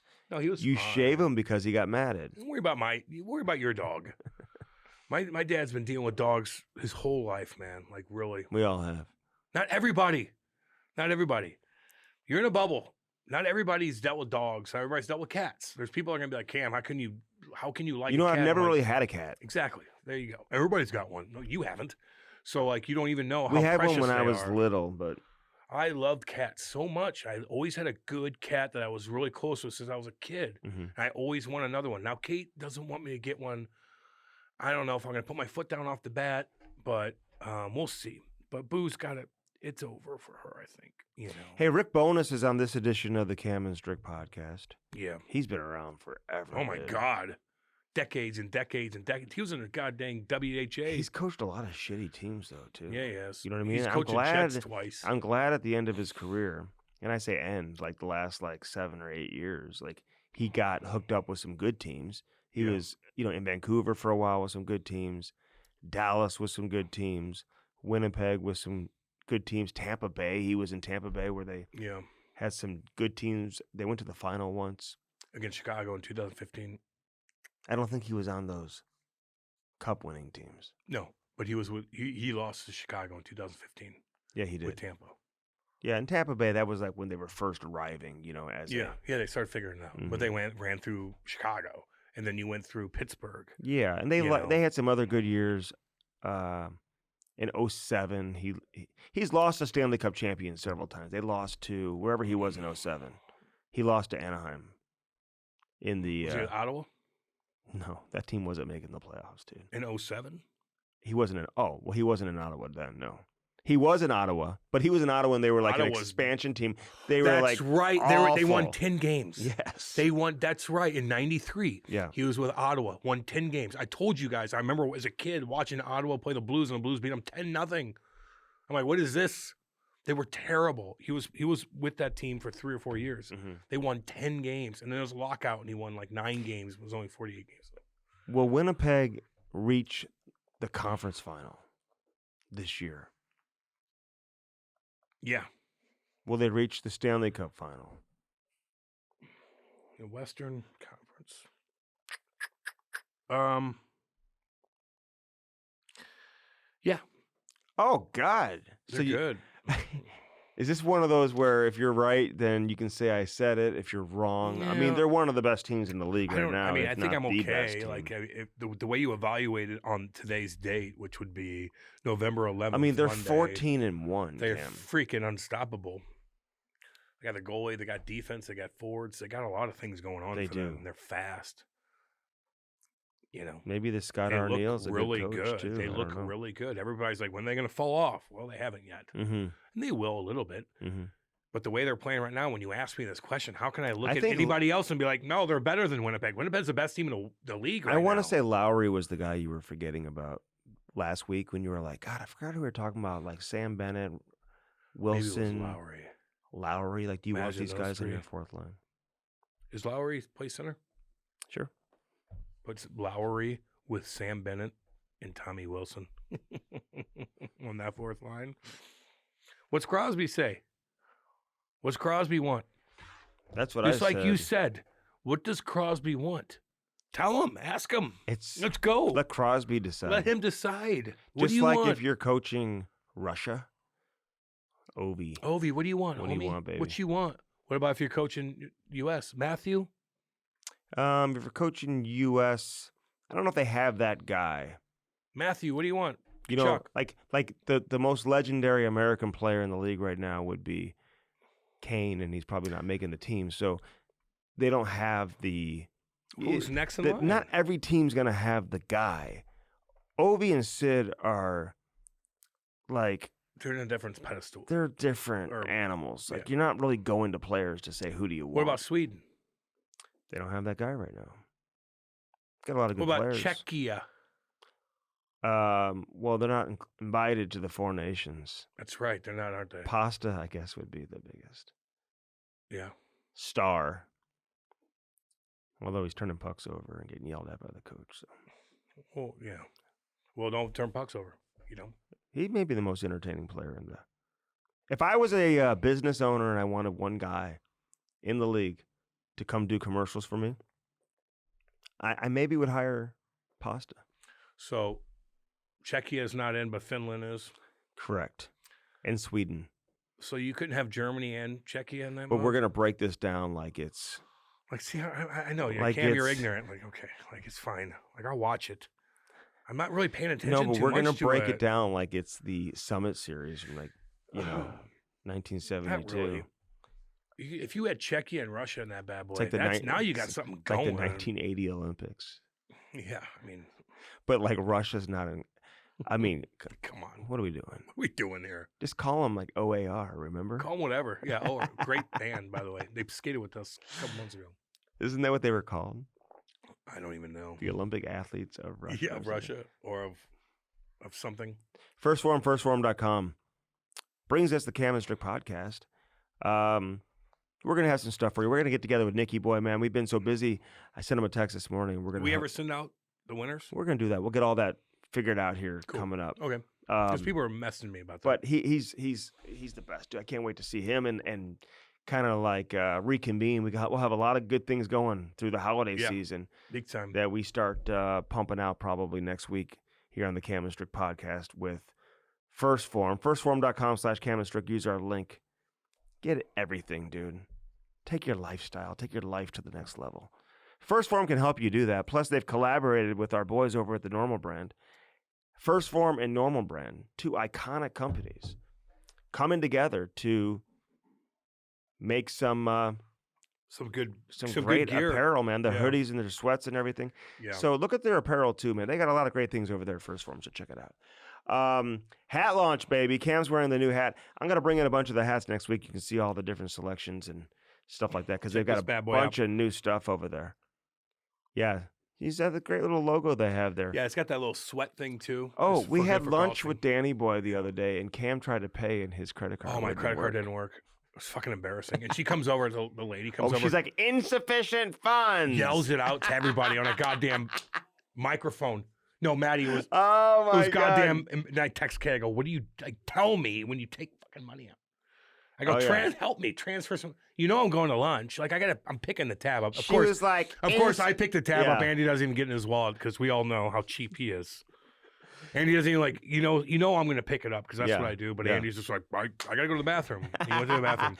And she comes over and goes, sir, insufficient funds. I'm like, God damn.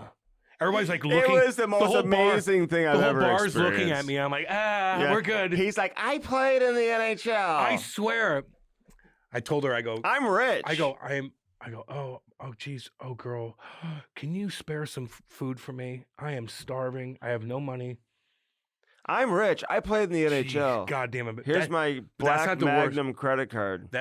Dude, I've had this happen to me when I'm like out and about back in the day. We're with girls. And I'm like, and they come up. Where's Cam? Cam, your credit card doesn't work. Insufficient funds. No, it says declined. Insufficient. I'm like, God dang. You know what? This happened another time where the girl comes over and goes, she writes it down on a thing, and just gives it to me.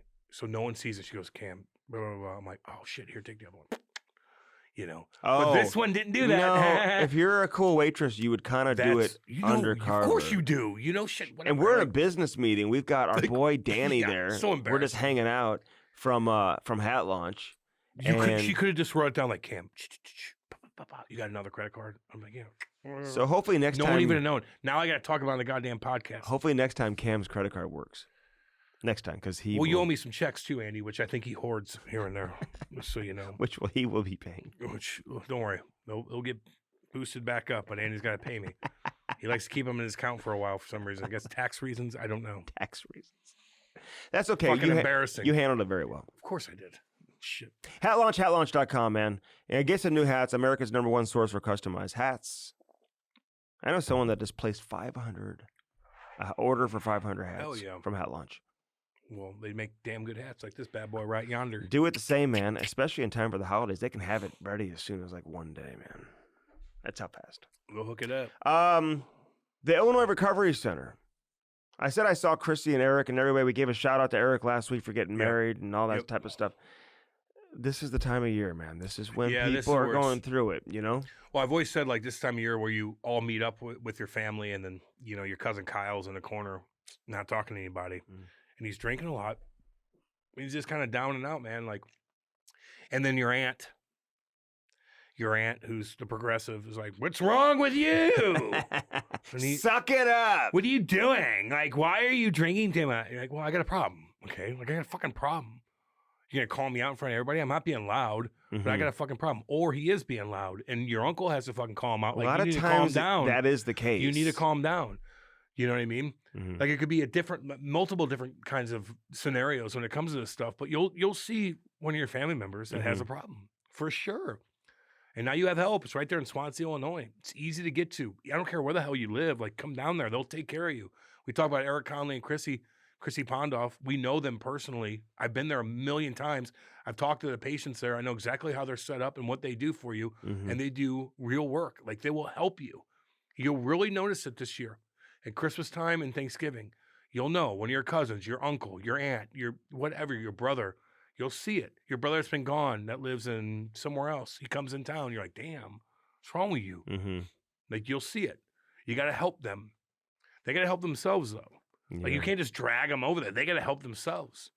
But don't denounce them and fucking belittle them in front of everybody unless they're being obnoxious. But the reality is sometimes it's difficult to get them to help themselves. And if you want advice in terms of how to go about doing that and how to handle that's where you talk to Chrissy and Eric too. They can help you with that. They'll help you with that because it's not easy sometimes. No, it's not.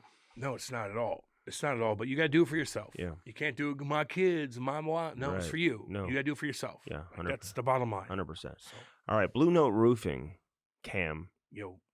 I mean, listen, David Novak just flat out getting it done. I had a few people reach out actually say, hey, can you pass along his number? So I appreciate that. So write this down, 314-920-5713. 314-920-5713. Call David Novak today. Look for his big yellow truck, man, that says, It's got the blue, notes all over it. Yeah. Loves hockey. I saw him at the game the other night, man. He's just there hanging out, having a good time. Probably stayed till the end because he's a real fan, Cam, even when you lose 8-1. Well, back in the day, you would stay because it's going to be a yard sale, but now I wouldn't stay. I'd just leave. Okay. Get on the highway and get home. There would have been a yard sale. No offense. Like, I want people to spend as much money at Enterprise Center as possible. It helps us all out. Helps the city out. But when the team's losing 8-1, like, you probably should get on the road early. You know, they did that. There's not the fans. There's not going to be a yard sale? Not going to be a yard sale. Although there was the other night with Bucci and Toronto, yeah. You know, so you never know, I guess. You know. But don't lose 8-1 at home. They play hard against Toronto. Yeah. There's a lot of pressure on Toronto, really. But there's a lot of Toronto's just winning, dude. That Austin Matthews, listen, I know he's hurt, but like this is where, see, sometimes you never like to see a star player go down with injury, but when you have multiple stars on the team and the alpha goes down, you truly get to see how important other players are to the team, and that's where you recognize William Nylander right now. Yeah. This dude is so good. He's so smooth. You know, he can impact the game offensively in different ways. You know what I mean? Like, he hangs on to pucks. He controls the pace of the game. He's sneaky, dude. You know, like, he's got a sneaky shot, too, where, like, he'll go end to end. He'll be fast, and then he'll slow down. Then he'll cut across, and he'll cut this way. Then he'll, like, be elusive, and all of a sudden he'll rip a bar down. You're like, oh. Or he won't even go, but he just finds the open spot. He finds something. Like, he's good. But you know what I mean? He just controls the pace. He can play. And so sometimes people get critical, and then he comes out and calls out the coach for not playing him enough and stuff like that. Yeah. But I like this William Nylander, man. It's like, and it's got to be nice for a Maple Leaf fan to realize, hey, listen, like we can be okay without Austin Matthews because we've got other star players. You better. You know, they've got multiple guys making like $11 million and stuff like that. Yeah. When you got all these guys that are making $10, $11 million bucks, like, you should be able to survive when one $11 million player goes down. You know what I mean? The other guys should be able to step up. So, big shout out to William Nylander. But call Blue Note Roofing today. Let David Novak take care of you.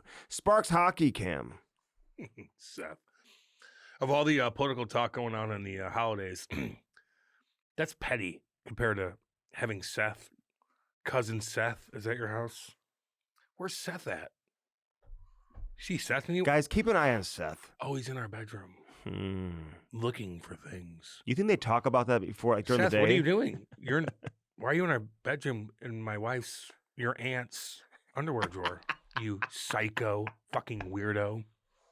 What are you doing? It's not What funny, are you looking actually. for? What are you looking for? Her underwear? Psycho. Oh, you're sharpening skates too? So the kid toe picks and falls on the boards and fucks his AC joint up? This is the guy in charge. He's a psycho. That's who's sharpening your skates. Get on with yourself. You see Seth the other day on his skateboard hit the garage, top of the garage. Yeah, I saw that clip. Or was he on a bike or something? No, Seth is not outdoors until nighttime comes. Oh, God. Where he's kidnapping animals and doing things to them. Psycho. Dude. You got to invite him over for Thanksgiving. He just disappears. Everybody's eating. Like, where's he at? He's looking through your medicine cabinet. Okay. He's looking through your dirty laundry. Oh, my God. No. I know. The dirty laundry? Yeah. Because he's smelling it. Because he's a psychopath. Then he's sharpening skates the next day. Get on with yourself. So what do? Get a Sparks. Yeah. Get a Sparks. That's the first thing. Get a Sparks, but you got to take care of that. Yeah. So do you think the family talks about that during the day? Like, is everyone asking, is Seth coming this year? Yes. That's a good question. Like, people, is everyone saying, listen, I'm not sitting next to Seth? No, they're like, we have to have him over. Mm-hmm. We have to have him over. Keep an eye on him. You got to lock the door. Lock your bedroom door. Because you know he's going to be like, I got to go to the bathroom again. And he's creeping around. Lock the medicine cabinet. You have a daughter? His cousin, which is so odd. Lock her fucking door. Oh, God. Okay. Well, I'm just telling you. SparksHockey.com. I'm just telling you. Use the promo code Cam and Strick. It's going to save you more money than Black Friday and Cyber Monday. So, again, Black Friday is coming up.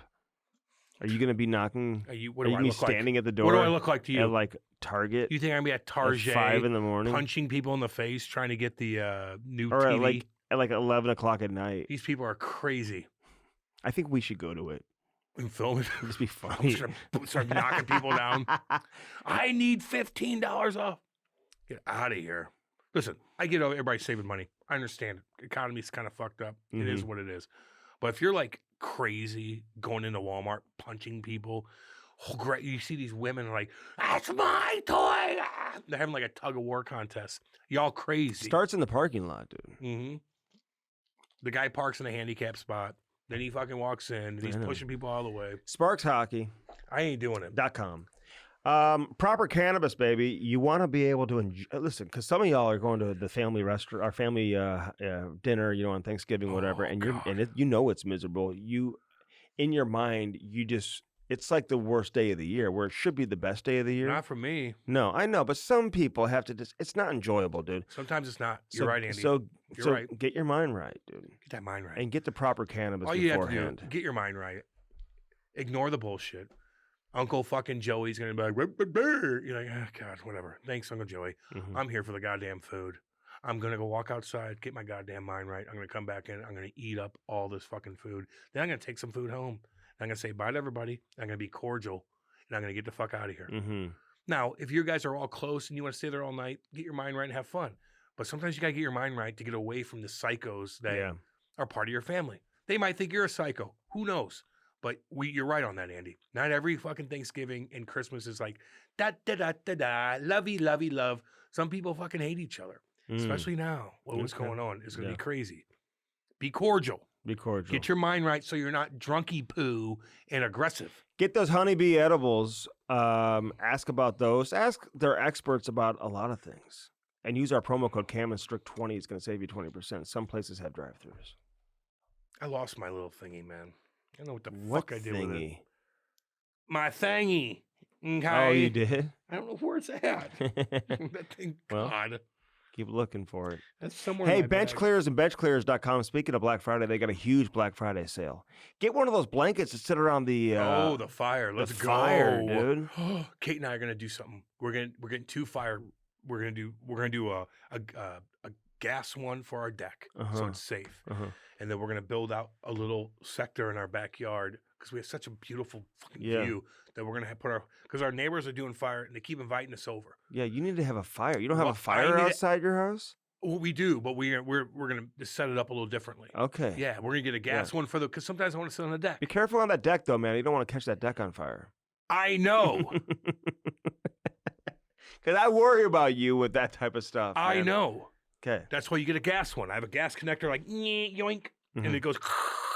Yeah. And you sit up back there and jam out. Because I like to be on the deck because then I can just walk in and get a beer. I get the doggies are there. But if I go underneath, the doggies can't be down there. And it's just a little different. So I want to get a nice gas Does one. Boo Boo come outside or no? She can't walk, Andy. No, I'm saying No. general. No, she's not. In What, general, turkey vultures in the past. Yeah. All the hawks and the turkey vultures like, yeah, bring out little Boo Boo. We like little Boo Boo too, Andy. And all of a sudden she's 50 feet Will you in the post air. a picture? When she passed away? No, yeah, I will. like... No, right now? No, I can't show her right now. She looks terrible. No, I don't mean that, dude. What are you doing to me, man? I mean post You're a picture of her when she's she's healthy, when she was healthy. Yes, of course. Not like when it she's just happened sick, about dude. a year ago. Like she I started to get a little remember. skinny. God damn it. You know. But I'll get you a new cat, dude. It's just so refreshing to hear Andy comfort me, eh? What am I doing here? Dude, no, I am deep down, and you know that, Cam. I'll yeah, call you later today, and I'll be like, how are you doing? Yeah, sure he will. I'll talk about it, and he'll be literally tweeting something out at the same time. I'll look, and all of a sudden something pops up on Andy's tweeting while I'm talking to him about poor Boo Boo. That's not true. Yes, it is. I worry about you and you should worry about the dogs, and the dogs are going to be... They're fine. What'd you think of Ben? Herb Street? Dude. Like, fuck, whatever. That's how I felt when Sierra passed away, dude. I know, but like there's other people with problems. And I know I'm talking about it here, but people actually are interested. I think it's in cool that he's allowed animals. to bring his dog around. He brings it to the set and travels with it. That tells you that they all travel private too, by the way. Well, he makes a shit ton of money. Mm-hmm. Shit ton of money. He's a big dog. He is. And he brings his dogs on there. Some people are probably like, would you want to work as hard as he does, though? Like, he does the college football game on Friday. So, NFL game on Thursday, I think. Then college football on Friday, maybe. Then he does game day Saturday, and then a game Saturday night. He okay, travels. so he's 3 days a week? Yeah. That's But fine he's with like me. traveling all over. Oh, jet. He's fine. Yeah, that's not. Who are we talking to here? Okay, I'm asking. No. Like, Andy's like worried about Kirk Herbstreit's fucking Ben. travel in a private jet. But all these guys are doing fucking grinding work. I thought and the it's tribute. getting cold in Saskatchewan right now. It's getting cold. These guys are getting up at fucking 4 o'clock in the morning, checking the fucking line. Where are the horses at? Where are the cows? Oh, fuck, we got to get the dogs out to get the Where cows is back. this? This is in Saskatchewan. And we're worried about fucking Kirk Herbstreit on a private jet. Does he work too much 4 days a week, making $13 million a year? See, you are in a bubble.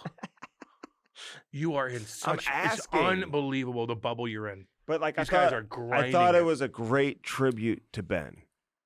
Yeah, it's a little too much, probably. No, It's a little too much. He was getting chirped a little bit. He It's was? Like, yeah, but just people. Couldn't even get his words out. We all go through it, man. We all go through it. We all go through it. All right. So anyway, yeah, that's where we're at with that. You know. With proper cannabis. God. Cam and Strict 20. Use our promo code. Do it today, man. Get your mind right this holiday season. Dang, you have to. Cam at Bellman, you get now. Swinging dicks. None. No swinging dicks. Troy, Missouri. Troy, Missouri. Chrysler, Bellman. Dodge, Jeep, Ram on one side of the street. On the other side, it's Buick GMC. I want that Wagoneer, baby. I want that Wagoneer. I want that GMC truck. Denali? Badass. 250. Or even the High Country. I have a High Country from 2015. The brand new ones are sick tough looking. They look sleek, baby. I'm going to need a new truck here soon. I've been noticed you've been driving your mom's car a lot. My mom, she's passed away. I'm sorry.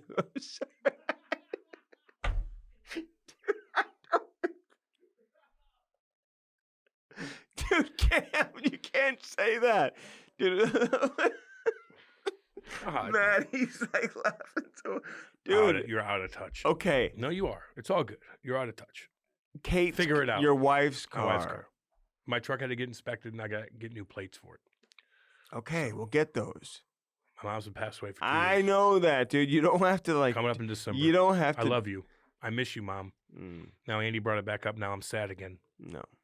She's with us, dude. She's laughing. We had to sell her car. We had to sell her car. And Denny's laughing too, right? We had to sell her car. You know. She would laugh at that. She's laughing. In heaven. Guess what? I forgot to tell you this. My wife goes and gets her hair done recently, and the lady used to do your mom's hair. Oh. Yeah. Oh, well, that's cool. And so they talked about your. Oh, I like that. You know, and my wife, who like feels like she knows, like your wife goes to the same place my mom went to. It's really weird. Must be that's cheap. That's what I said. No. My mom did not go to anywhere expensive. Well, man. maybe Are the you lady, out of your... the lady has no In fact, idea. I think you're lying right now. That's what I said. My mom went to a place in like Pacific. Okay, no, she didn't go there. Exactly. You think my mom went to fucking Ladue for a 400-hour fucking hair? Are you out of your mind? She might have went to fucking Great Clips. Okay. All right. Well, maybe That's it a lie. wasn't. So you're trying now. Now No. you're backpedaling. No. I swear the lady, she I doesn't bet know who you you are then. $1 She's thinking you're billion. somebody else. $1 billion. They did not go to the same spot. Okay. My mom went to Ladue to get her hair done. Get out of here. Then she went and met with Sven and got stretched out too.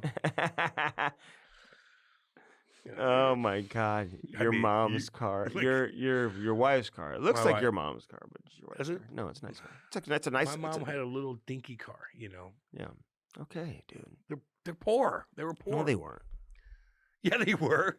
They were fucking poor. They couldn't afford a BMW. Okay, but poor is like you don't have to They be. were in debt. You don't have to be non-poor. They paycheck to paycheck. afford My a- parents were paycheck to paycheck for decades. Dude, you know people who are decades. people who live a high end lifestyle are also paycheck to paycheck. They had to be. These people don't. The people that Andy hang out with that show off their cars and stuff like that, and they brag about their portfolio, but their paycheck. My parents didn't do that. They hunkered down and they chilled out, and they were frugal with a lot of stuff. All right, well, Rick Bowness is coming up, Cam. Jesus. Bubble boy, you are. I thought your mom got her hair cut out there. No, because you think she's driving a BMW? You out your fucking mind? All right, Rick Bowness, man. Great conversation coming up. Awesome guy. With Bones. Yeah. On the Cam and Strick Podcast. The Cam and Strick Podcast is brought to you by First Form, baby. Use our link and do it today. www.firstform.com/camandstrick.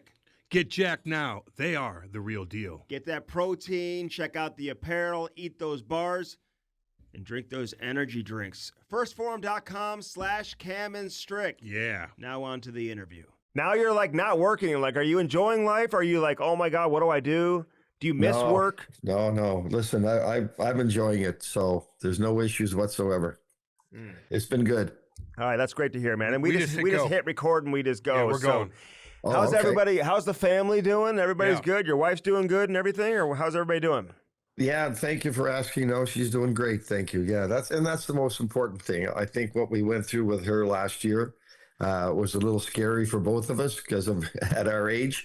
But she's doing much better. We have another doctor's appointment here in Florida next week with a neurologist, and we'll go from there. But at this point, she's doing much better, and everyone else is doing great. Thank you. So I appreciate the ask.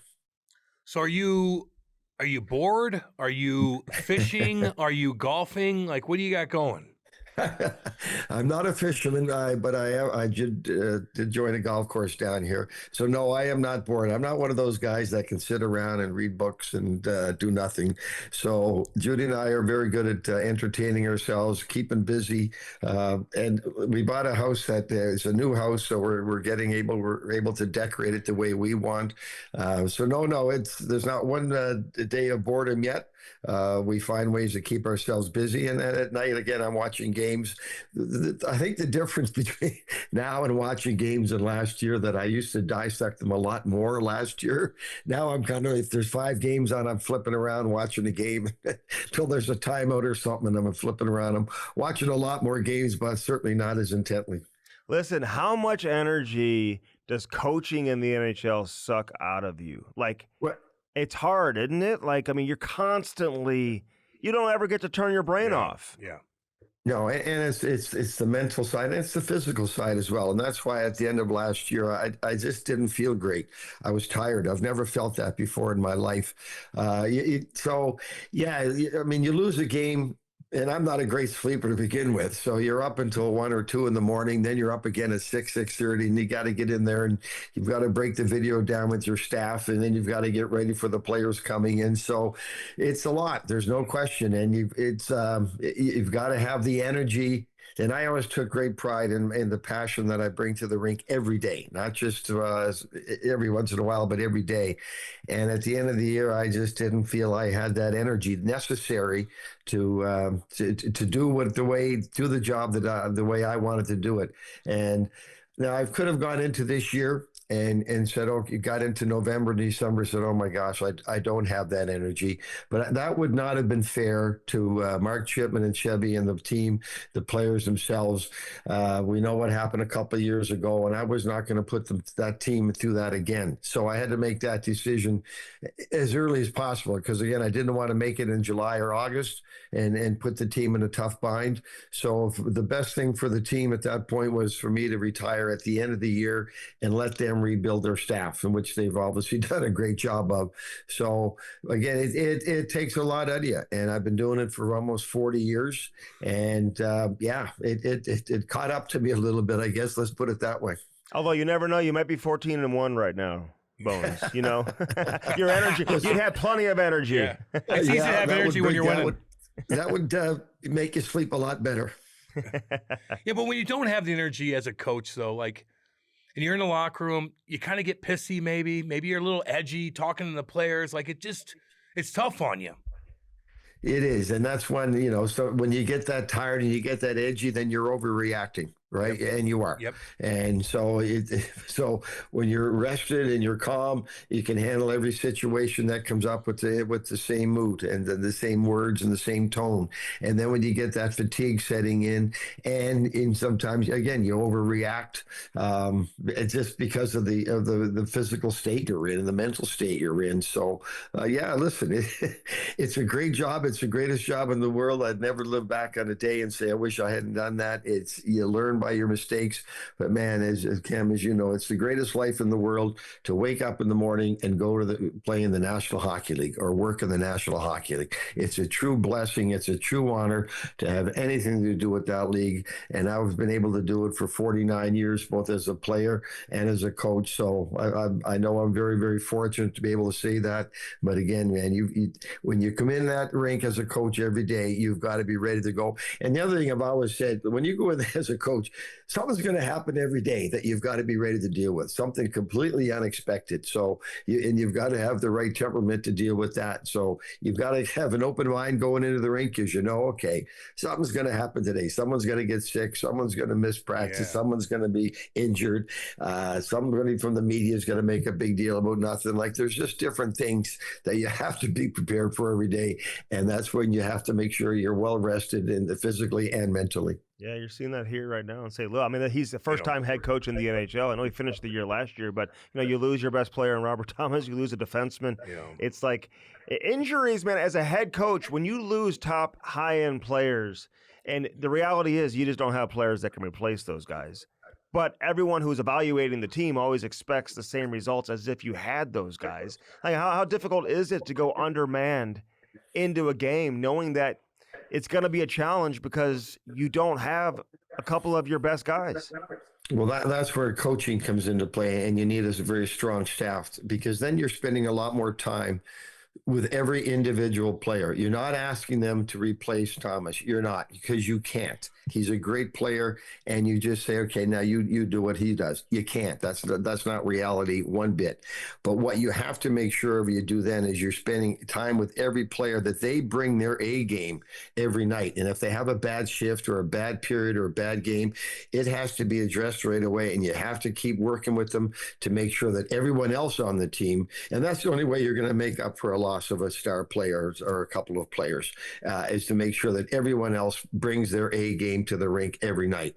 And which I know that's a lot of big ask, but it's also the reality of it. You have to do it if you want to stay in the hunt and you want to stay with the same winning percentage that you've had up until that point. Then you need everyone, because there's no one there. Guys, too many guys are having a bad night. There's no elite. You're missing that elite goal scorer that makes all of a sudden scores that big goal at the right time and gives everyone a boost. So to get, then you need, again, you need the most out of every other player on the team. You've got to have depth, you've got to have balance, and that comes into play big time when you lose your star players. Yeah, there's no doubt. Hey, listen, I'm curious because early in your career, you had a couple of stints as a head coach, and then you had such a big chunk of your career, you were an assistant or an associate coach. When the situation happened in Dallas and you become a head coach, did you ever think you were going to be a head coach again? Like, were you wanting to be a head coach? Were you interviewing for head coaching jobs? Like, where was your mind at in terms of, ever maybe getting that opportunity again? I think every coach in the league at some point wants to be a head coach. And I had some success in Boston, and we had a couple of tough years in Ottawa, and that set you back a little bit. Yeah. But you never lose hope. But you know what? I really enjoyed the role as the associate or the assistant coach. I really did. So was I out interviewing for other jobs? No. If they knew where I was, if they wanted to talk to me, they'd find me. But you get to spend a lot more time. Like, I always ran the defense. And you get to spend a lot of time with each individual. And I really, really enjoyed that part of it, that you didn't have to worry so much about 25 guys on the team, 23, and everybody else going. You could just focus on that small group of players. And I really, really enjoyed that. I built great rapport with the players that way, because you spend time with them. And then they get to see you as a coach and you as a human, that you care about them as a player, but you also care about them as a human being, as a man.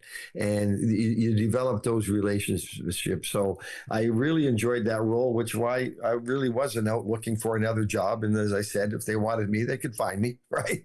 But I was having too much fun as the associate coach, and again, working with a small group of players and making sure I doing my job of getting the best out of what they had to bring to the table every game. So how do you deal with if a star player on your team, and we've seen some videos of, I know Monty did this the other day with Pasta and a couple other guys, Berube with Austin Matthews the other day, the camera's on you. Sometimes you'll get a great reaction from your top players. Sometimes you won't. Like, how do you balance that throughout the game when we need to let some of these big dogs know that you're not happy with their play? Like, how do you balance that, knowing that sometimes it could be uncomfortable for the rest of the team? Well, I think that work is all done before you get to that point. You always try to stay one step ahead of what could happen. So again, in the Boston thing, is that a big part of their meeting going into the game? Okay, you can't turn the puck over, but against Toronto and these danger areas around the blue lines, like that's always part of those build up to, okay, that's we're not going to accept that. Those are also conversations you have with your players going into the season. Okay, what is and what is not acceptable in terms of play? So those conversations have all taken place before you get to that point. Now, we all know we have to let our star players have far more of a green light than the bottom half. You do. That's the reality of the league. They make the difference in most of the games. But there also comes the point doing all of that the team comes first, and it has to. No matter the star player, no matter the bottom half, the sixth defenseman, the first defense, the team always has to come first. And so you have those meetings prior to games, prior to the season, between games about the importance of team game, team play. And so you can never be afraid to make the star players accountable. Because if you don't make them accountable, you cannot go after the third or fourth line guy when they do the same thing 2 minutes later. So if that's all been dealt with prior to that situation, and it happens, and you as a coach have to feel, I got to address this right now, well, then you do. You can never be afraid to make everyone accountable. But again, a lot of that work has to be done before you reach that point. And it's, again, if some of those pregame meetings, you're not in there, you don't know what they're addressing, what they're emphasizing. And when you're doing those things, that applies to everybody. And so if maybe on the bench it happened a couple of times and you're telling your player, okay, you can't do that, you can't do that, you can't do that, and then all of a sudden it happens again, well, then you have to address it. And again, you try to hold everyone accountable as much as you can. Again, everyone knows you're going to give the star players a little more leeway than the other half, and that's fine. That's what coaching in our league is. But when it comes to a point where that's enough, well, then that's enough. Yeah. Damn listen, right. I don't have a problem with that. I kind of like it when star players get called out. Yeah. And I'm sure other players in the dressing room appreciate it too, because you're always like, jumping down the throat of a guy who maybe has a lesser role. It's kind of nice to see everybody get treated the same way, So, and Chief, it's funny you say that because he's always about the team. Even when you talk to him privately, he's always it's a team first, So I think he makes that clear to the guys. Hey, who'd you have the best relationship with of all the head coaches that you coach with? Because you were an assistant for so long, and we see some head coaches bring their assistants with them no matter where they go. They're always together. Ken Hitchcock had Rick Smith and some of these different guys around the league. Did you feel like you had a better relationship with one over the other, like, of all the coaches you coached with?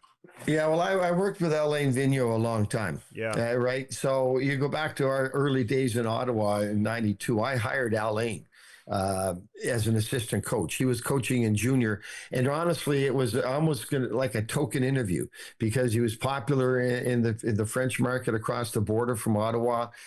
He was doing really well as a junior coach. So they said, you may want to talk to this guy. And I didn't know Alain at all. But so about 10 minutes into the interview, I'm saying, I'm going to hire this guy because I knew right away he had good chemistry, and I knew we were going to have some very lean years and some tough times. And you want to surround yourself with people that you're comfortable with, that you're going to have they're going to have your back. And I felt that with Alain right from day one. So I had hired him there.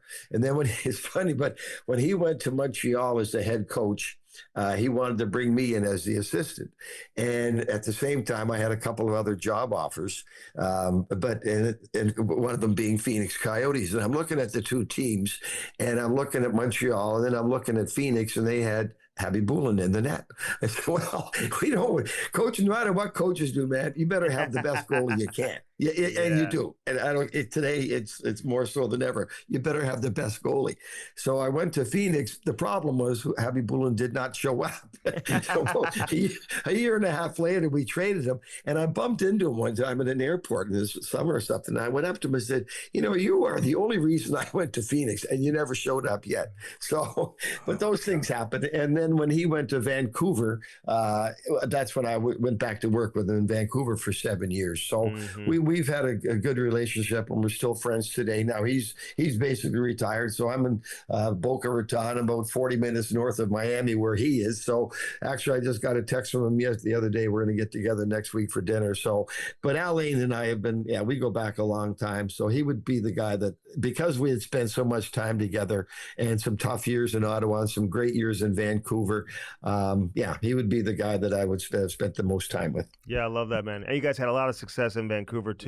Yeah. And going to Game 7 of the Stanley Cup Final. Like, as an assistant coach, man, you ever let go of that? And I know players, it can, maybe they carry that with them for a long time. Head coach, obviously, certainly would. As an assistant in that situation, like, does that still stay with you, losing in that type of fashion?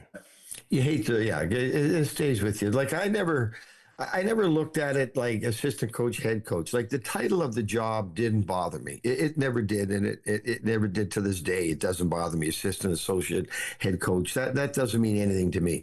Most important part of joining a coaching staff is working together. You spend a lot of time together and having success. So that was far more important than the job title. So the years in Vancouver, we built that team, and it's unreal that we lost Game 7 at home, but that happens, and we lost, but that stays with you every day of the rest of your life. But not the job description or not the job title. The fact that you get so close to that, and we came up short. So So that's the best year we've had in hockey, was that 7 years in Vancouver. We loved it out there. Great organization, great players, great success, and it's just disappointing we came up short. And I can say that regardless if you're the head coach or the assistant coach. Yeah, well, they had Timmy Thomas, man, who just, it was unreal, right? It was so unreal good. What he did. It really was. When you started breaking down games and everything, and said, oh my gosh, we didn't play that badly. This guy just stopped. He stood on his head. So that's what happens when you get into those, as you know, Cam, you get into those playoffs. You get a hot goalie, no matter what else happens, your chances of winning go way up.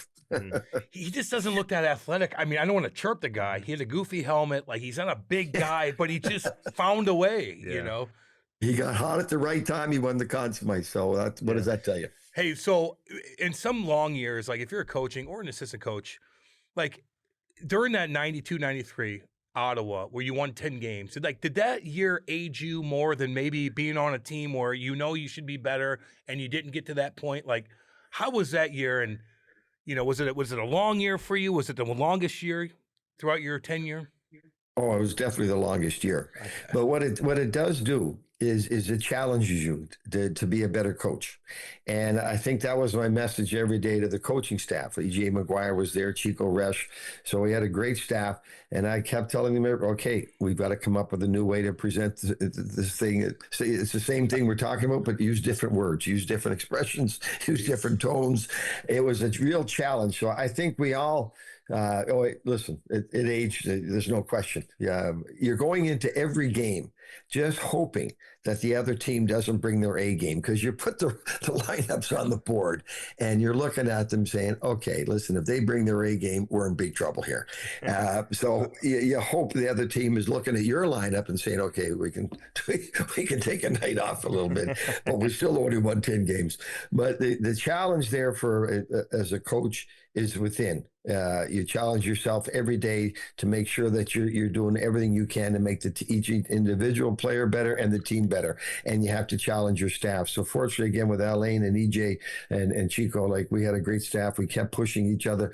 The most important thing, we kept supporting each other because it was tough. But we went into that season, and when you hear an organization telling you right away, okay, we're going to have a tough 3 or 4 years, and we're going to build through the draft and hopefully get those first and second picks. Well, right away, we're not building this thing to win for a while, and you only hope that you can survive. Rarely does that happen, that you can survive until they get it really well. When you have that mentality, and you look at what Tampa did that year, the first thing they did when they went out and they got Darren Pupa. They went out and got a National Hockey League goalie and a number 1 goalie, and supported and did a better job supporting him. So they had to have success because of the market they were in, and they had to if they had to sell that team in that market, they had to try to be successful early. We didn't. We felt very confident in the market at that point that okay, we're going to have a tough couple of years, and the fans will still be behind us. So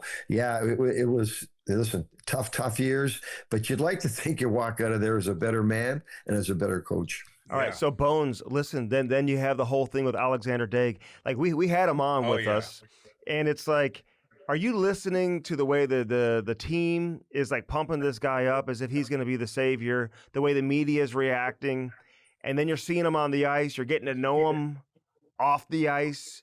Like, did you ever feel like this was going to work and like he was going to be the player they thought he was going to be? Or did you know, like, hey, listen, this is just not like you passed up Chris Pronger, you drafted Alexander Daig, you had all the attention coming from the draft with no one remembers number 2 and all of that type of stuff. So I'm just curious how you thought that was going to work out and if it played out the way that you thought it would. It was an incredible amount of pressure to put on an 18-year-old kid. It was with all the media exposure back then and the contract that he got.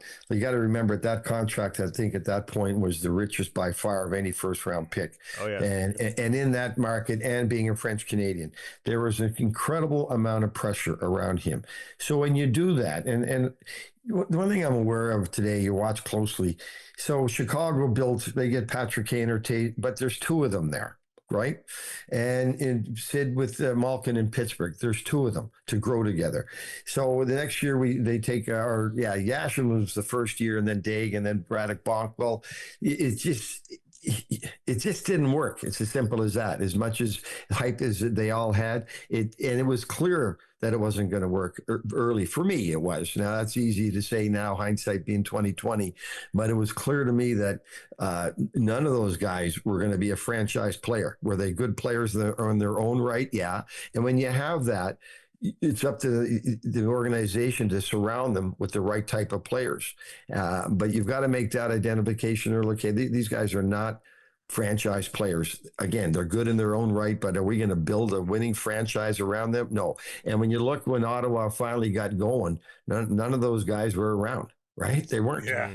It was Marian Hossa and Wade Redden and a few of those other guys that came in later on. So, I think it was you hope it was going to work. But then when you see the talent that we put around him, you say, this poor kid's in way over his head. And I love Alex. He's a good kid. He never complained. He went to work every day. He wasn't what everyone hoped he would be. It's as simple as that. He wasn't. Could he skate and do everything? Yeah. Was exciting? Yeah. Was he a franchise player? Absolutely not. But that's not his fault. Right? It's not. He was what he was, and he worked hard, and he gave us what he could. But the fact that he was given all these high expectations, that's not fair to the player, in my mind. Yeah, it's tough to start off like that because we asked him about the Pronger quote. He's like, man, my dad, like, it just was, I had spoke terrible English. And my dad always said, you never want to be second, you want to be first. And no one remembers second place. So he was just kind of like repeating what his dad said. Right. He was pretty genuine about it, man. But, it is what it is. Yeah. Hey, how was coaching with Gretzky in Phoenix. What was that experience like? Just having Wayne as a head coach, man. I mean, that is just something different you'll never really experience when you have somebody of his stature next to you. No, exactly. And what he could see in a game. And again, when you have those elite, the best of all time players, sometimes they have a hard time understanding, well, he didn't see that. He didn't see that. And you'd have to say, well, Wayne, your brain was brilliant and it worked in slow motion. Some of these guys, their brains work just a little faster, right? They don't see what you saw.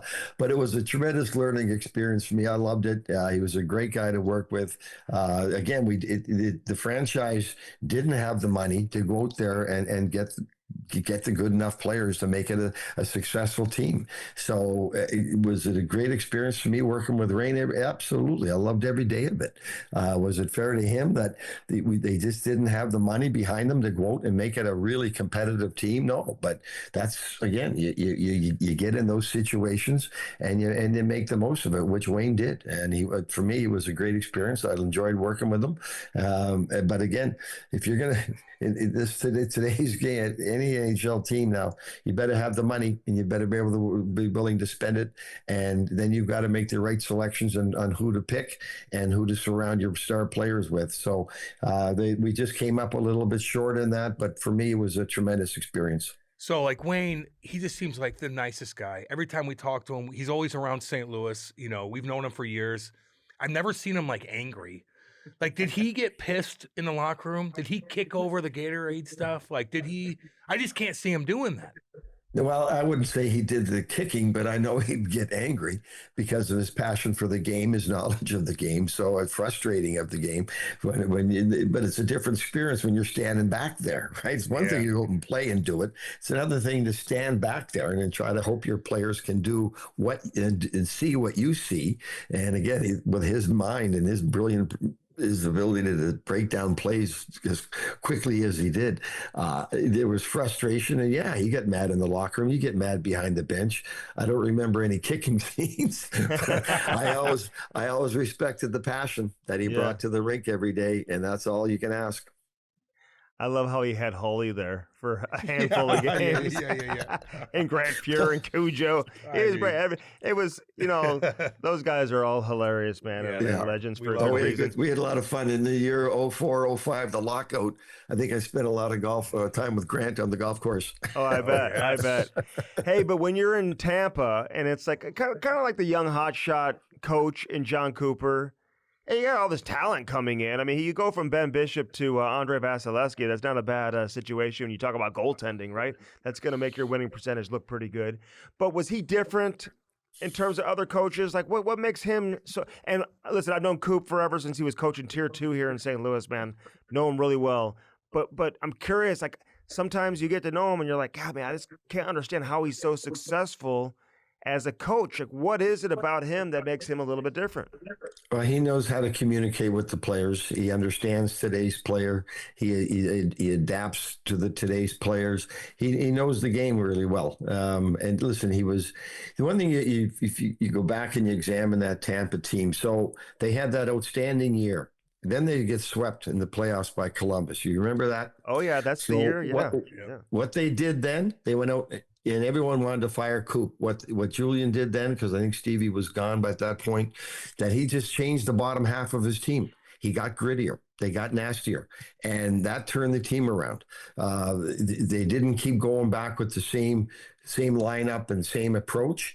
They had the high-end skill that makes all the difference in the world, and you know who they are. So what they did do a really good job of bringing in the grinders. And you don't win in the playoffs without really successful third and fourth lines. So they changed. I think there was 8 different players.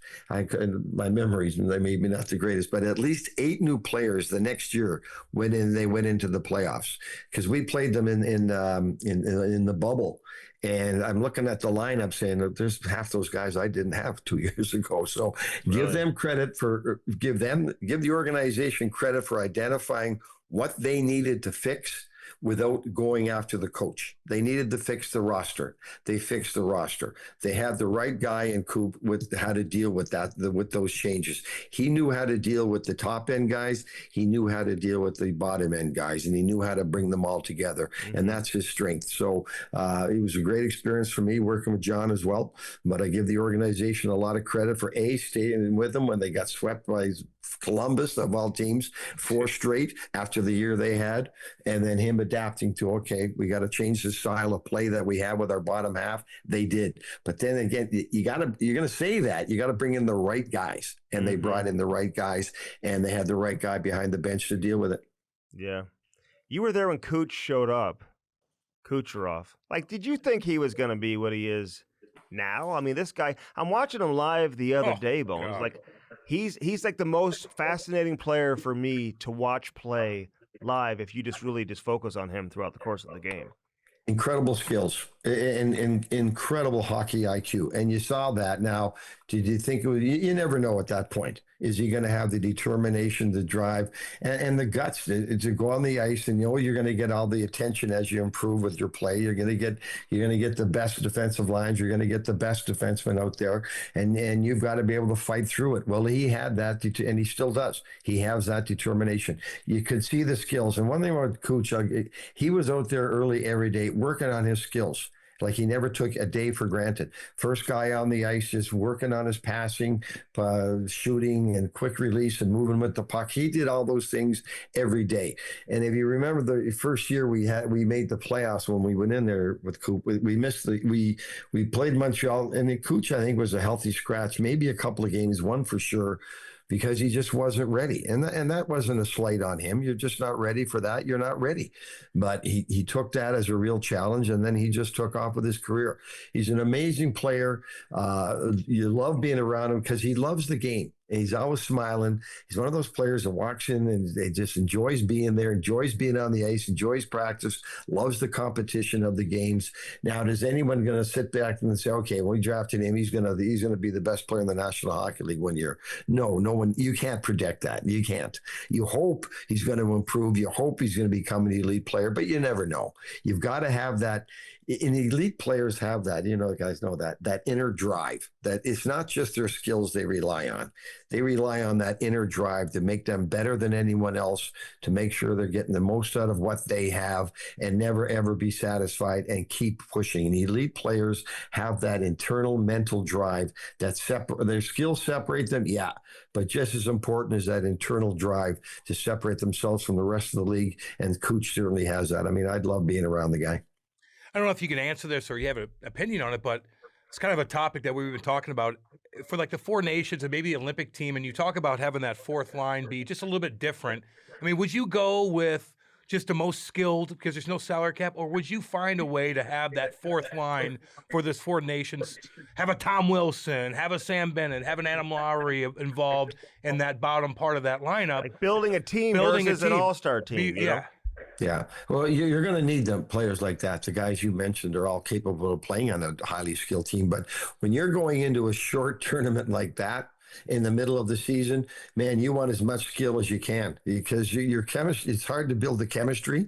It's hard to get into those roles. And some of those guys are, if you go back to the 72 Canada-Russia series, aging myself, if you guys don't remember that, but a lot of guys left training camp because their egos couldn't handle not being the guy, right? Wow. They couldn't handle that. Yeah. So you always need those guys like Bennett, and Adam Lowry would be a great pick, and Wilson, they'd be great picks because they're just going to go in there and they're going to do what's best, whatever role they need, whatever they can do to help the team in, they're going to accept it. But they're also highly skilled guys. You go into a short tournament like that and no practice time, and let's throw these guys together. You want guys with a hockey IQ and high skill level, and that improves your chances of winning the games without a doubt. But those other guys you're talking about, they can do that because they're highly skilled enough to do that. You know who else is incredible? And I don't have to tell you, but this Kyle O'Connor, man. Oh. I first time I saw him play was in Youngstown in the USHL. I'm like, this guy, he's just different. He's leading that league in scoring. Then he goes to Michigan. He's a true freshman, leads the country in goal scoring. Like, nobody should be surprised he is a natural-born finisher. You watch the way that he plays, but he's just getting better and better. What were the areas that he really needed to get better at to like maybe get the recognition he deserves? And did you truly enjoy coaching him, man? How good is he and how good can he be? Oh, I love coaching him, and I sent him a text before the year, like, you can get 50. He can score 50 goals. There's no question. He is elite goal scorer, elite speed, elite release. He's like every other top end guys coming into our league. They have to learn how to play without the puck, and they do. And he adapted. It's taken a little while. There's no question, but he could always score. But he's a better two-way player now than he ever was, and that's helping him in the offensive zone. But the speed that he has, and it's the release, the quickness of the release, and the accuracy of the release. You watch goal scorers, no matter the position they are when they get the puck or the coverage, they know where to put the puck on the net. They're not just shooting at a goalie's chest. They know where to put the puck on the net that has the best chance of going in, other than just burying your head and slapping it into the middle of the net. He has an innate ability to do that. He is a pure goal scorer, and I hope he gets 50 this year, because he certainly can do that. But his overall team game, his overall two-way play is much better now than it was a couple of years ago when we first went in there, and that's what's helped make that team a lot better. Guys like the goal scorers are buying into a team concept, a team game, and Mark Scheifele's the same thing. They're much better two-way players now. They're much more committed to play without the puck, and that's what's separating Connor now. He's just Kyle knows where to go now without the puck to help his teammates the best. He backchecks really hard. He's better on the boards in his own zone. He's better on the forecheck, but then you give him the puck in the O zone and look out. He's, again, the speed, the release, the hockey IQ take over, and he's a very special player and very quiet guy. Shows up every day, just goes to work. I always try to encourage him to speak up in the team meetings, because I said, you have a ton of respect in this locker room, and you are one of the veterans now. I need you to speak up when we have a team meeting, we have a little talk. I want you to speak up a little bit more. And he did. And when he spoke, I'd look around the room and everyone's looking at him and everyone's listening. And then when you see those things, those are the signs that, okay, this guy has a tremendous amount of respect in the locker room. It's not just how he plays, but his presence in the locker room was being felt as well. Yeah, he's like a silent assassin. Yeah. You know, like he's not very loud. I mean, you know him behind closed doors, but you don't hear him talk a whole lot. You know, Winnipeg always had that perception that they didn't have great leadership, or maybe there were issues in the room or whatever. They always, had good players and were putting together some good seasons, couldn't really get it done in the postseason. You got upset at the podium a few years ago after you got eliminated, I want to say by Vegas, right? Yeah. How do you reflect on your comments and then Blake Wheeler coming out and making his comments, and then you guys switch the captaincy and all that type of stuff? I mean, put a bow on it. Like, how do you reflect on it? What should we know about that whole situation?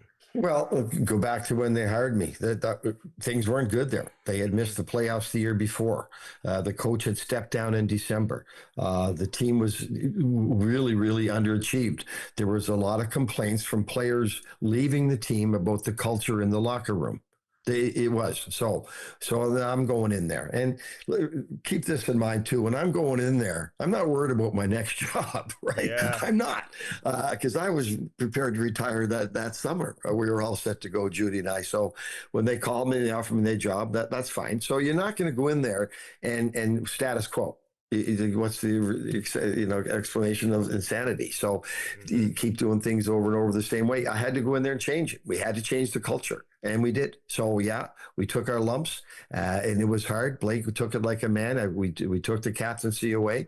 They wanted more. All I heard all summer talking to the players, we want to be held accountable. Keep that in mind. They wanted to be held accountable, and they all wanted more of a voice. So we took the C away from Blake, and he took it like a man. And we said, okay. And I told them, you guys want the room? It's your room. You want to speak up in here? We're not going to have a captain. Everyone has an equal voice in here. And you want to be held accountable? I'm going to hold you accountable. This is all I heard all summer from you guys. You've asked for it, and that's what I'm going to give you. So if you watch that season for right up until January, February, we were having a great year. We had a lot of injuries. We kept pushing, and we kept getting better. Then we got everyone back, and all of a sudden we went into a tailspin. And I kept telling the staff that was there previous to my arrival, is this what you guys saw the last couple of years? And they kept, yeah, This is what we saw. This is what we saw. So the tailspin started. Then we had a scramble to get in the playoffs. So everyone thinks that my little outburst there at the end of the year was based on that game. Well, it's not. It's based on the tailspin we hit. Is based on the history of the culture and not being held accountable.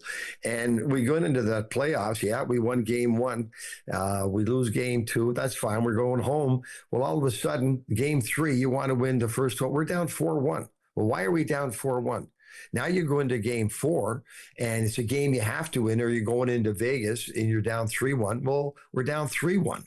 So it's all of those factors came into play. Then we're going into Vegas. We're facing elimination. It's 1-0, 2 minutes into the game.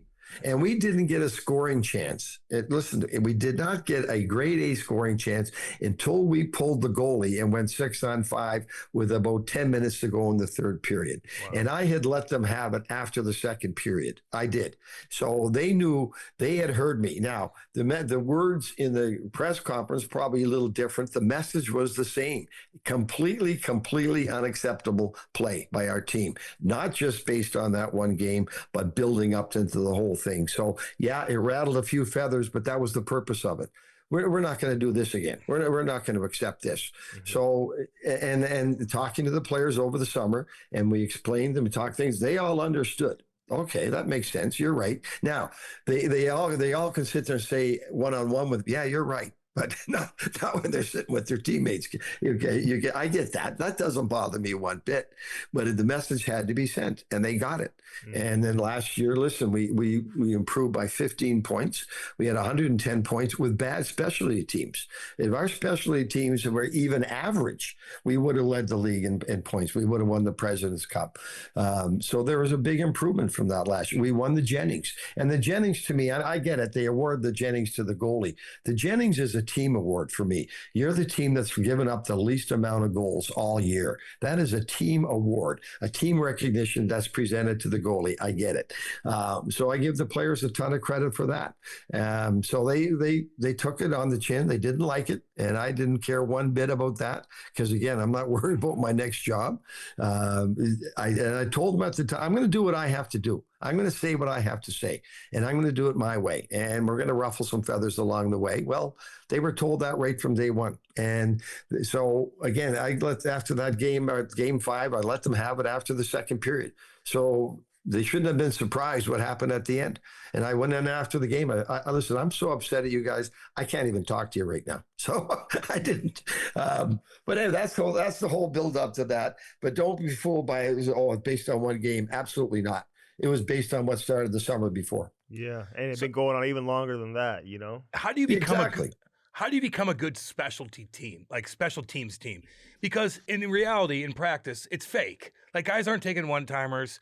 Guys, you know, the PK knows what you're doing. Soft PK. Like, in order to become good on the power play or PK, like, you have to do it in games. So how do you become a good special teams team? You keep practicing it, and you know what you have to have is a good start to your season. You really do.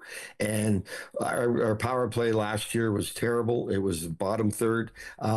This year, they had a great start. And all of a sudden, the power play has confidence. And all of a sudden, you're seeing quicker puck movement. You're seeing better decisions because the confidence came early in the year. Now, they all work on practice and, okay, this feels good. They got to see it have success in the game, in which you have to have early success for your power play. Yeah, you can get it going as the season goes on sometimes, but for the most part, you want your specialty teams to have a good start. And Winnipeg's power play this year had a fantastic start. And you guys know yourself, when the power play's clicking, the rest of the offense is going to follow suit. When the power play is not, it drags the whole 5-on-5 down as well. So the power play gets clicking and everyone feels confident. Okay, we need a goal late in the game. We got a power play. We're going to score. And that just feeds your 5-on-5 play. Good, successful power plays feed your 5-on-5 play. Same thing with penalty killing. You get your penalty killing off to a great start. it just kind of justifies the coach saying we have to be good defensively. We have to keep the puck out of our net. And that feeds your 5-on-5 play defensively as well. All of a sudden, the penalty killers, you see them. Yeah, they're blocking the shots and they're doing things they don't do in practice, but they're paying the price to make it successful. And that feeds your 5-on-5 play as well. So they've got really well, the penalty kings middle of the pack, but they're still getting fantastic goaltending from Bucky, which is you have to have no matter what. But the power play is feeding that offense. Just not only that, but it's also giving them a tremendous amount of confidence 5-on-5. You just mentioned Bucky, so Connor Hellebuck, and listen, he's winning the individual awards. Like, do you sense when something changes with the goaltender come postseason? Like, describe the pressure they're facing in the playoffs versus the regular season, because there's no doubt he's an elite goalie, but I mean, the way you truly define yourself as elite is by getting it done in the playoffs. And I think that he came to really good grips with that over the course of the summer. He did not have a great playoff, and I know he came out and played pretty better than the record. Okay, if he believes that, that's great. I have no problem with that. But I think he took a really good look. Okay, I've got to show up. I got to do a better job in the playoffs. So I think that fed his motivation going into this year. Now he won the Vezina last year, as he should have. The team led the league in goals against, because of him and because of the commitment to the players in front of him. And when I took the job over, I know that team was, I think, 30th in the league, had given up high danger zone chances. And I told them, we're going to make your life a lot easier next couple of years here, Bucky. We're going to really focus on keeping that puck out of the danger areas. And I think that he loved that. And I think that helped him a lot in the last couple of years with his play. He's not getting the 15 grade A's from the slot, guys wide open back door. He's not getting those opportunities. So he's such a tremendous competitor, and he is a tremendous goaltender. He is, as we all know, but he's feeding off the fact that the chances are down, the easy tap-ins around the net are down, and the team feeds off of him. He's just a great competitor. So I'm very, very happy for him. But first thing we had to do when we went in there as a staff, we had to tighten this thing up. We've got a great goalie. Let him be the difference maker. You can't expect I don't care how good a goalie is. You're giving up 15 grade A's from the slot, you're going to lose. There's no question. So we tightened things up in front of him, and he fed off of that. And I believe this year he fed off the playoffs the last couple of years. And he probably doesn't like the criticism because of coming his way, because he hasn't won a round in a couple of years. And I think that's motivating, which doesn't surprise me, because that's the type of individual he is. You've been in the game a long time. Like, what's the difference between 30 years ago dealing with these young kids as a coach until now? And what have you changed throughout those years to be able to communicate with these young kids? Well, I think the day I got into coaching, I always said, listen, in my era, no one talked to the players. No one did. And I always said, if I coach, I'm going to coach the way I wanted to be coached, which means coach has to talk to me. I want to know where I stand. I don't whether you can handle the criticism, handle the constructive criticism, handle it. That's up to you. But you're going to know where you stand. So from day one, I got into coaching. I've always tried to be very open with my communication. Again, some guys can handle it, some guys can't. So the biggest difference today is that your tone and your words when you're first starting to deal with these younger guys is probably a little bit softer than it was a few, 10, 15 years ago. They're coming in younger.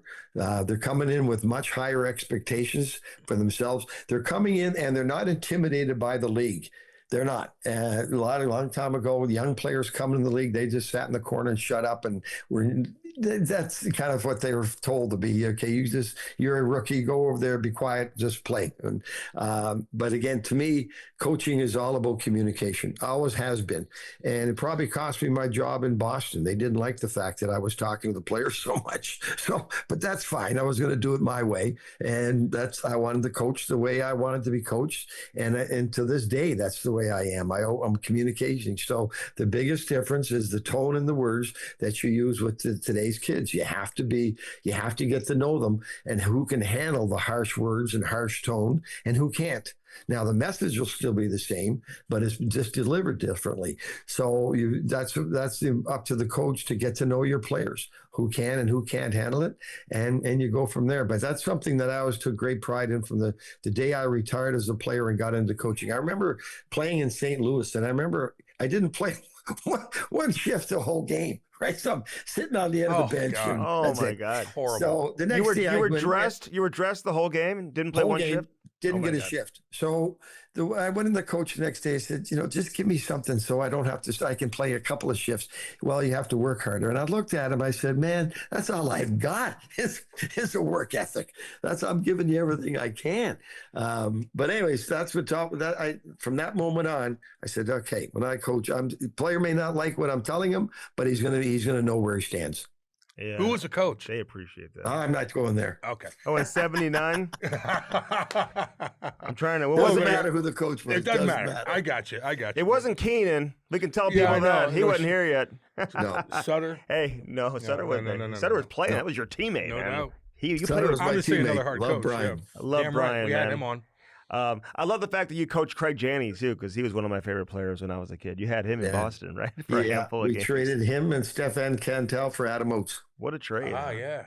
Yeah, and Adam came in and was a huge hit in Boston with playing with Joey Juneau and Cam. Unfortunately, that year we got Adam. Cam was still hurt. He had that big issue with his bone growth on his thigh. So he only played 9 games. And even today I bugged Cam. I said, Cam, maybe if you had played 20 games, I wouldn't have got fired. But because I think he had, 9 games, 9 goals. It was unreal, the difference he made in the team. Yeah. But no, Craig was a great skill, great passer of the puck. And we gave up Stefan Cantel, a big young defenseman. But Adam Oates was a perfect fit for the Boston Bruins, the way he could pass the puck. And he made Joey Juneau had a great year. The next year, Cam had a great year playing with them.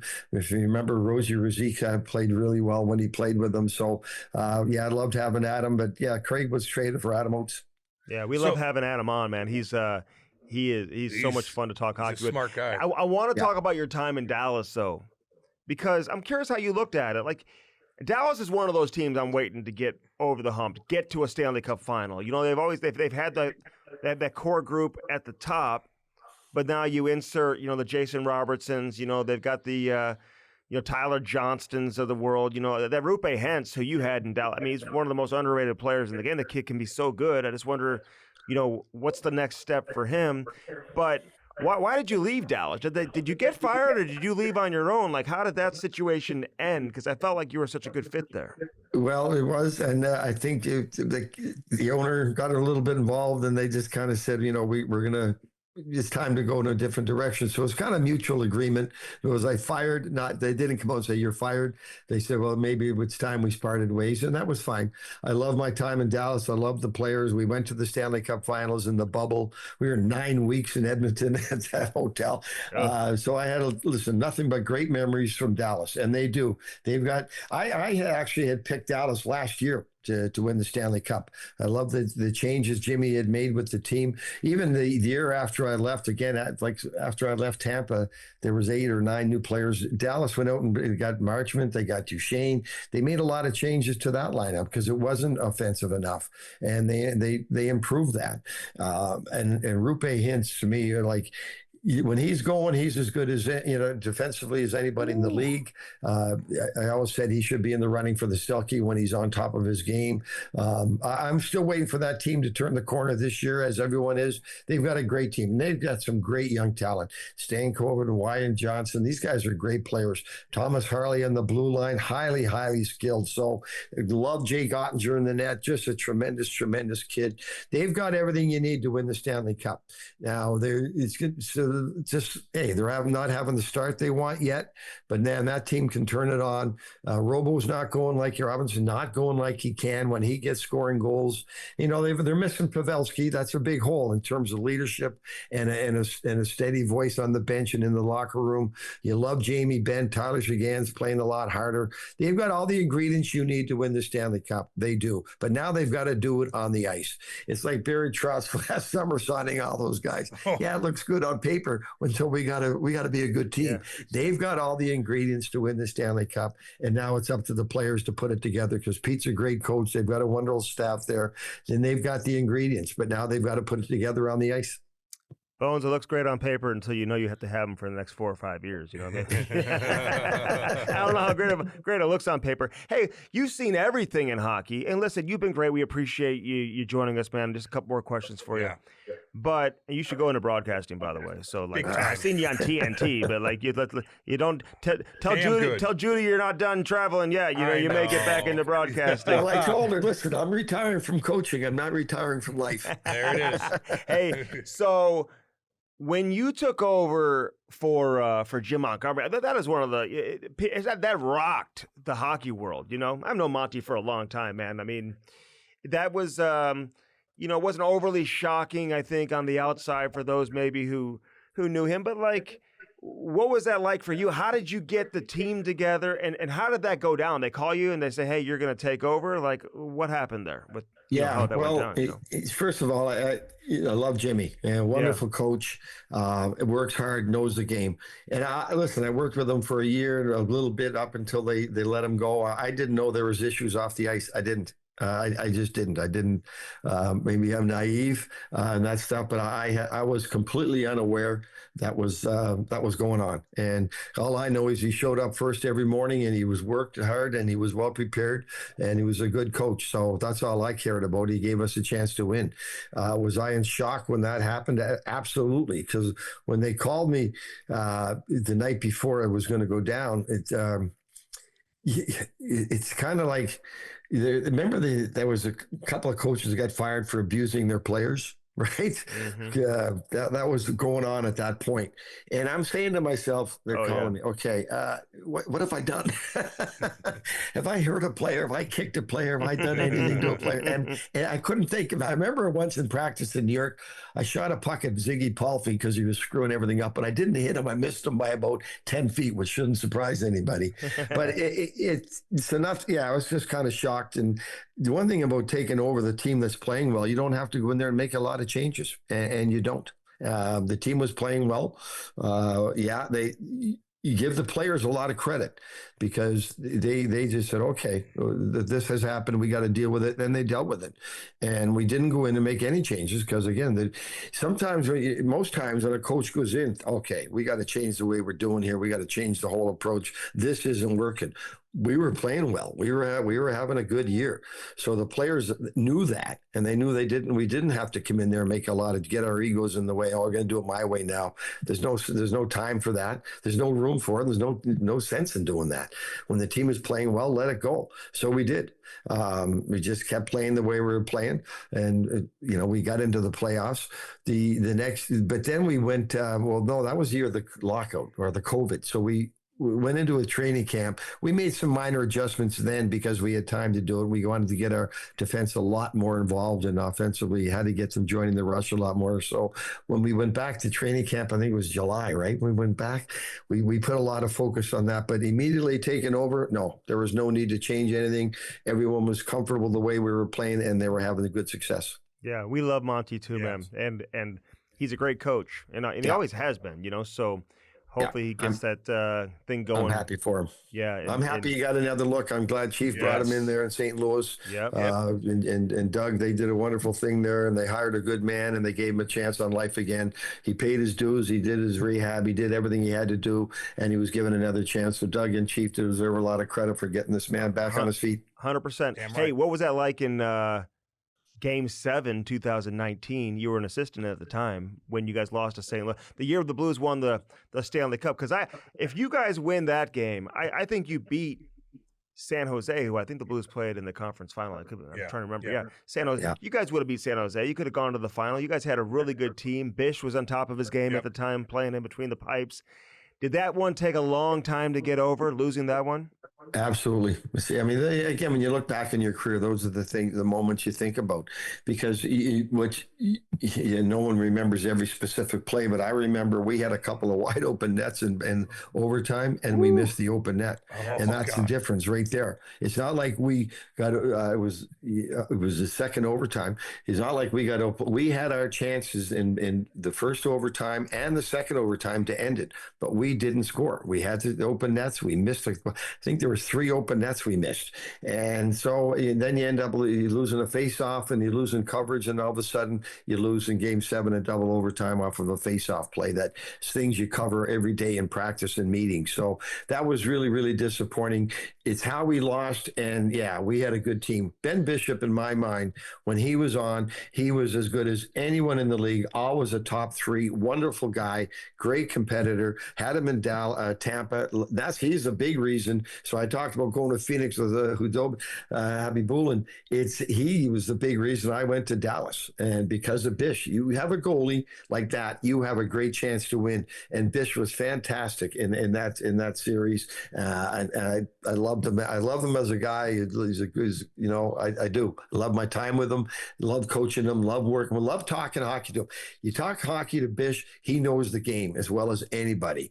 So between periods, at the timeout, or between games, Bish, what are you seeing? And he would be spot on with what he's seeing with the team play. I always respect his ability. I always respected him as a man, but I respect his hockey knowledge as well. But Bish gave us that chance in that game, and that's when you have that goalie and you get that close. And yeah, so those are the moments that stay with you into this day. When you look back, although you lose like that, those are tough things to live with.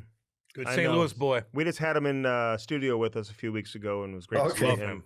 Yep. So, can you believe we just went an hour and we didn't even get into Mike Milbury? We didn't even have any Milbury stories. Give us one. Give us one. It's okay, he says. That's okay. Yeah, exactly. Hey, you still survived decades after that. So, that had to be. Write a book one day, Bones. Yeah. Let's get the book going.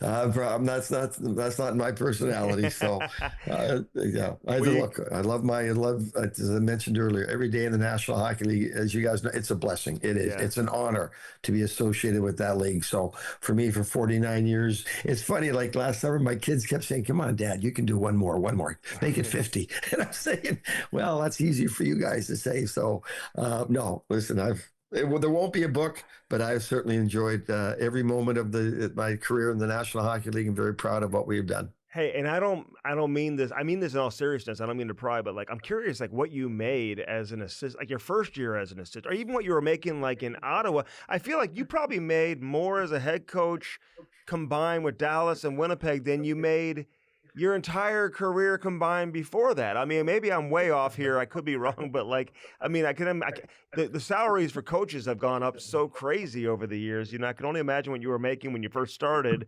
versus what you were making when it ended last year in Winnipeg. Yeah. And not even close. I think my first contract in Boston with the Bruins in 1991, I think it was $150,000. Yeah. And the 2-year deal, I think the next year was $165. And at that point, that was probably middle of the road. And I was a rookie coach coming in. That was probably middle of the road. And that's $150,000. Well, now the assistants are well over $500-600, as they should, because of the time. Love the salary the coaches are making. Yeah. So the last couple of years, without a doubt, that made up for a lot of lean years. Especially, they all get fired now too, Bones. Yeah. 2 years. And then hired. I'm preparing for a game the other day we did on TV, and I'm trying to remember who it was. And he was the 5th longest tenured coach in the league or something like that. And I think it was from Utah. He'd been with the Arizona. I'm he hadn't even been there that long. You know what I mean? Yeah. And he's one of the longest tenured coaches in the league. So it's tough to stick around. Evolving door. Hey, yeah. It is. And listen, I think last year that I read, there was 20 head coaches replaced. And one of them was me, and I retired on my own terms. And that's the other thing I'm happy about. At least I'm walking out on my terms, not somebody else's. But yeah, the turnover. But go back to Tampa and John Cooper. The easy way out for them after losing to Columbus, fired Cooper. Well, no, hang on here. Maybe we change the personnel. and change the way we're going to play the game a little bit, which they did, and they ended up winning 2 Stanley Cups and another trip to the finals. So the easy way out today, and again, a lot of it has to do with the long-term guaranteed contracts the players are signing. Like, we all get that. We all know what we're signing up for. There's no question. But that doesn't mean that we're the fault at everything that goes wrong. The easy way out is to fire the coach and bring a new voice in. You always hear about that. And I do believe there comes a point where it is time to change. And unless you're going to constantly change your personnel, there comes a time. Okay, I get it. We all sign up for that. But don't make us the easy way out of every tough situation. Sometimes you just got to change a couple of guys on a team, and that makes all the difference in the world as well. Hey, last thing for you, because I was working the game on TV in St. Louis when you're slamming your stick against the glass after the game. You were so pissed off, Bones. I love it. And you probably had a right to be. Those officials, man. They gave the Blues the game. That was unreal. So, yeah, anyways, so we had a league meeting the next summer about with coaches and GMs in Chicago. And one of the main messages coming out of that was, okay, coaches, the rhetoric has to calm down a little bit on the referees. And they showed that. And all I said was, yeah, like 20 years ago, I think I could have broken that stick. He didn't even break it. He probably could have used it the next game. And it was Pavelski's, and it was the thickest shaft, strongest shaft. There's no way I could have broken that. Like 20 years ago in my 40s, yeah, I might have been able to do it. But you were trying. Yeah, we were trying. It just wouldn't break, which made me even more mad. That's so funny. All the best, man. Hey, tell Ryan I said, hey, by the way, we battled in juniors together. Yeah, I know. Listen, I called him before I came on. I said, you and Cam had a battle in junior, right? Yeah, he did. But it was the second fight of the game, and you came out on top. So that's what he just did. Hey, he was a willing combatant. Where would he have been playing at the time? Where was he? He was in Brampton. He was a captain. Brampton. Okay. Yeah. Is he in hockey now, or what's he doing now? Yeah, he's the assistant general manager for the Ottawa Senators. Oh, yeah, I should have known that. Okay. Yeah, my bad. Yeah, he's smarter than his father. He went into management. So what we're just talking about, all these coaches getting fired, he's a lot smarter than the old man. He went into the management side. That's one of our favorite teams, man. We love Brady and the whole crew down there. Yeah. So they'll get it going, too. So yeah, they will. All right. We appreciate you. All the best, Bones. Enjoy yourself. Yep. Thanks a lot. Thank you. Care. Nice talking to you. Okay, right on, bud. Bye-bye. The Chemistry Podcast is brought to you by Bellman. Behlmann. Bellman Automotive. Located where? Troy, Missouri. Buick GMC on one side of the street. Right on the other side, Chrysler, Dodge, Jeep, Ram. Get yourself some new wheels in time for the winter. All right, that was Bones. Rick Bowness, baby. God, he's been through a lot. Been through an awful lot. Cam keeps talking. He needs a sandwich right now. Why don't you pack hungry. a lunch, dude? I got fruit right here, too. Hungry? I'm hungry. God, what am I going to make this goddamn thing? I'm going to do a turkey. I'm going to do ham. For Thanksgiving? For Thanksgiving, I guess we'll do the turkey on Thanksgiving, and then I'm going to do a ham for Christmas, but I love cooking ham, dude. You do? Yes. I love it. Does it come pre-sliced or no? No. Pre-sliced. What are you talking about? No, I'll get the spiral one. Are there any bones in the ham? Yeah. Okay. Damn right. You cut it right off the bone, Is dude. it tougher to... Is it more difficult to slice a ham versus a turkey? Turkey's way difficult. More difficult, in my opinion. Mm-hmm. A ham, you're just like... fatty on the sides. I'm going to have all that brown sugar crusted on that mug. Yeah. I like the spiral ham. I do. So you can get you could go on any layer and just dip it in, blah, blah, blah, blah. But you could just get a regular kind of ham too and just cut fat chunks of it. You put pineapple rings and cherries in there? Hell yeah. Hell yeah, dude. Nice brown sugar syrup on that bad boy. Damn good. You know what I'm making for Christmas Eve? And you keep that ham and you can give it to my dad. Like all this food I cook, I give it to my dad. Like, we took care of him with his he never knew that. Why don't you just invite him over? I am. I'm going to give him all the leftovers and stuff like that, so he's good to go. Ham lasts for a long time. Okay. Sometimes I'll get up and just fucking have a big fatty ham, put it on the stove, put a bunch of mustard on that bad boy. Would you do a video at my house with me about cooking something for Thanksgiving? No, I'll do it on my own if I want to do it. I want to go to your house and do a cooking show. Lord. Why? What's wrong with that? Because I'll just do it at my house. I want people at my house. Okay, fine. I don't want to go anywhere. Come to my house. I'll take care of everything. Well, invite me. With the kids and stuff? No. Like, I got my own. No, I'll just come by myself. What are you gonna eat? I'm What are you thinking gonna- about no, no, no. making What are you gonna I eat? might make tomahawks for Christmas Oh, Eve. that'll be good. Are they frozen? Is that a good Christmas Eve dinner? Tomahawks? It would be no. A standing rib roast is what you do for thing. A rib roast. Yeah, damn right. Rib roast or Standing rib roast is the fucking. It wouldn't be like a. Damn good. You wouldn't do like a brisket. No, I mean you could. Mm-hmm. No, prime rib, baby. And it's that fucking pink in the middle. Yet that au jus sauce. I don't know if that's very healthy though. Of course, Andy, tell us about the health. It's RFK over here. He's taken over. What's his role going to be? Fucking health advisor. You know who the health advisor is now? Have you seen a picture of he, him, her? Have you? No. Take a look at that. That's who's telling us who's healthy or not. Take a So look. is he healthy, JFK? RFK? Fuck yeah! Look at him. Okay. Look at him.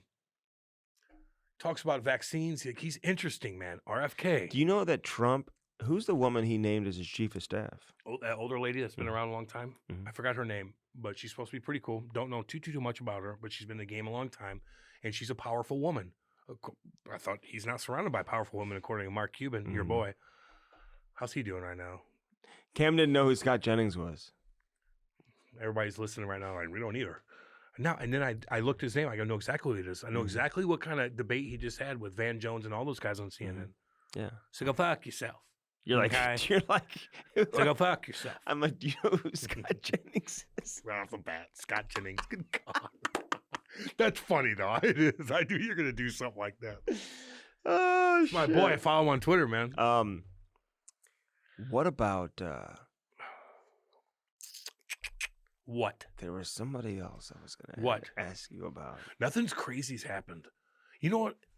Like, I'm also interested in like Chinese spy balloon or that fucking the billionaire that tried to see the Titanic with that piece of shit God. submarine The vessel. that went like nothing's like everything's kind of you got a couple wars going on, you got a couple things, you got the election, but nothing like really crazy's happened. There's a couple terrorist attacks here and there, but nothing crazy like really interesting that grabbed the media and said, what is going on here? Just like, you know, of course, the submarine and whatnot. Like nothing's really happened, and it's good. Yeah. But it's all election stuff, man. It's just all election stuff. It's the end of the world. It's the best of the world. It's the end of the world. It's like people are on such different ends of the spectrum. There It's haven't crazy. been as many riots in the streets as I thought there would be. That's like- a good. like- That's a good. Like the analogy. enemy, Or, the enemy within. I have not seen a whole Yeah. lot of. Well, Antifa tried to do it in Chicago, but that was peaceful. Mhm. That's fine. It was a peaceful protest. Antifa got kind of caught in a couple little things where the police were like, fuck you, and they beat the shit out of them. They did. I saw a couple videos of that, but nothing too bad. Mm. But he hasn't done anything yet. Like, he's not in office yet. People wanted Joe Biden to step away so Kamala could be the first woman president. Like, that's what they're thinking right now. Like right now. How about for like a month? How about you figure out your message first? You know, it ain't working, obviously. I would fix that before you want Kamala to be the first woman president. Like, how stupid is that? I grew up in a middle class home. Okay. Oh, yeah. Okay. And, yeah. The black voters are like, we're not voting for that. They didn't. 92% women, black women. Well, wasn't enough. Wasn't enough.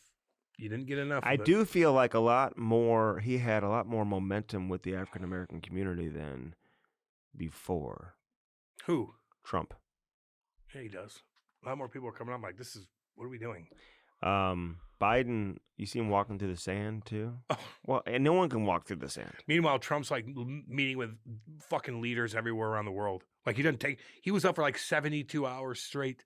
It's like people like him. He works his ass off. His poor little niece, Kaya, little cute girl. It's like golfing with her grandpa. And they're like golfing together. And these women are literally taking a picture of them. It's taking a picture on Twitter. It's like, you guys are the ugliest fuck. I hope you both die. Who said that? These fucking people on Twitter. And everybody's tagging the FBI like, get them. What are you doing? They just threaten like, I hope your grandpa How dies. old's his niece? 16. You know, And like they Chloe's said, I hope age. you die. Psychos. Psychotic. Well, you shouldn't say that Tolerant. about anybody. They're I'm not tolerant. They're tolerant. You shouldn't party. say that about anybody. No wonder you lost by a landslide. Psycho shit. Everybody's Hitler. Everybody's racist. White supremacy is the biggest threat to our democracy. What? Your thoughts on Bones? What? Your thoughts on Bones? I mean, your thoughts on Bones? I like him a lot. It's cool shit. And I like his son, Ryan. Looks younger. Yeah, he's doing good. He's my dad's age. I mean, did he play with Gretzky with the Indiana Pacers in the WHA? The Racers. Indianapolis Racers. When I was a kid, 75. I used to play against the Indy Racers. So they had a really good... Carmel, Indiana. Dump. No, but they were a dump. Really good. Really good. Like they used Triple A team. They used to destroy us. Triple A team. And they had stars on their socks and stuff. They were cool, man. I remember that in Carmel, Indiana. I was like, damn. I've always felt like they were like big time hockey or something. But like nobody ever came out of Indiana except for our boy, who we haven't had on yet. Who? Played Larry Bird? No. French Lick, though. I've been to his hotel. French Lick, Indiana. I've been to that hotel before. He's a badass. No, why am I afraid? I've been to he's very close friends with a couple of friends of mine, man. I've been at a wedding and hung out with him one night. He drinks wine on the Colorado Avalanche broadcast. He does? How nice is that? Yeah, he hangs hangs out in the wine cellar. I don't know, Andy. They get goofy on there. Even Jan gets goofy on there. I haven't seen it yet. That's my boy, Jan Stasny, though. Snores like a and like Mark Rycroft and those guys, they kind of like, they have. I like cool groups of people. Yeah, they're cool. But he played for Toronto for a long time. Played for Carolina. Andy, just tell me his goddamn name, and we'll go from there. Okay, well, I'm forgetting. We got to get going here. Okay, so start with the live reads, and I'll just get back to you on that. Illinois Recovery Center, Chrissy Pondoff, Eric Conley, right there in Swansea, Illinois. You'll know coming up here in a couple weeks. Thanksgiving's right down the road. You know what I mean? We got our Christmas trees up and everything. It just makes everything happy in the house. Like, it makes me feel happy when I go in the house. Like, it just does. But you're going to know who in your family has a problem. And you have an option. You have multiple options, but this is the best option. Right there in Swansea, Illinois. Illinois Recovery Center. Check them out. Chrissy Pondoff, Eric Conley, they will help you. Love all you guys. Troy, Missouri, Bellman, no swinging dicks. Go there, buy a fucking car. I want a Wagoneer, or I want that badass 2500 Denali club cab pickup truck. Badass. That's in Troy, Missouri. It's called Bellman. We love them too. Kenny, Dale, and Danny, get back to fucking work. Troy, Missouri. John Michael Lyles. Okay. Indianapolis. About time.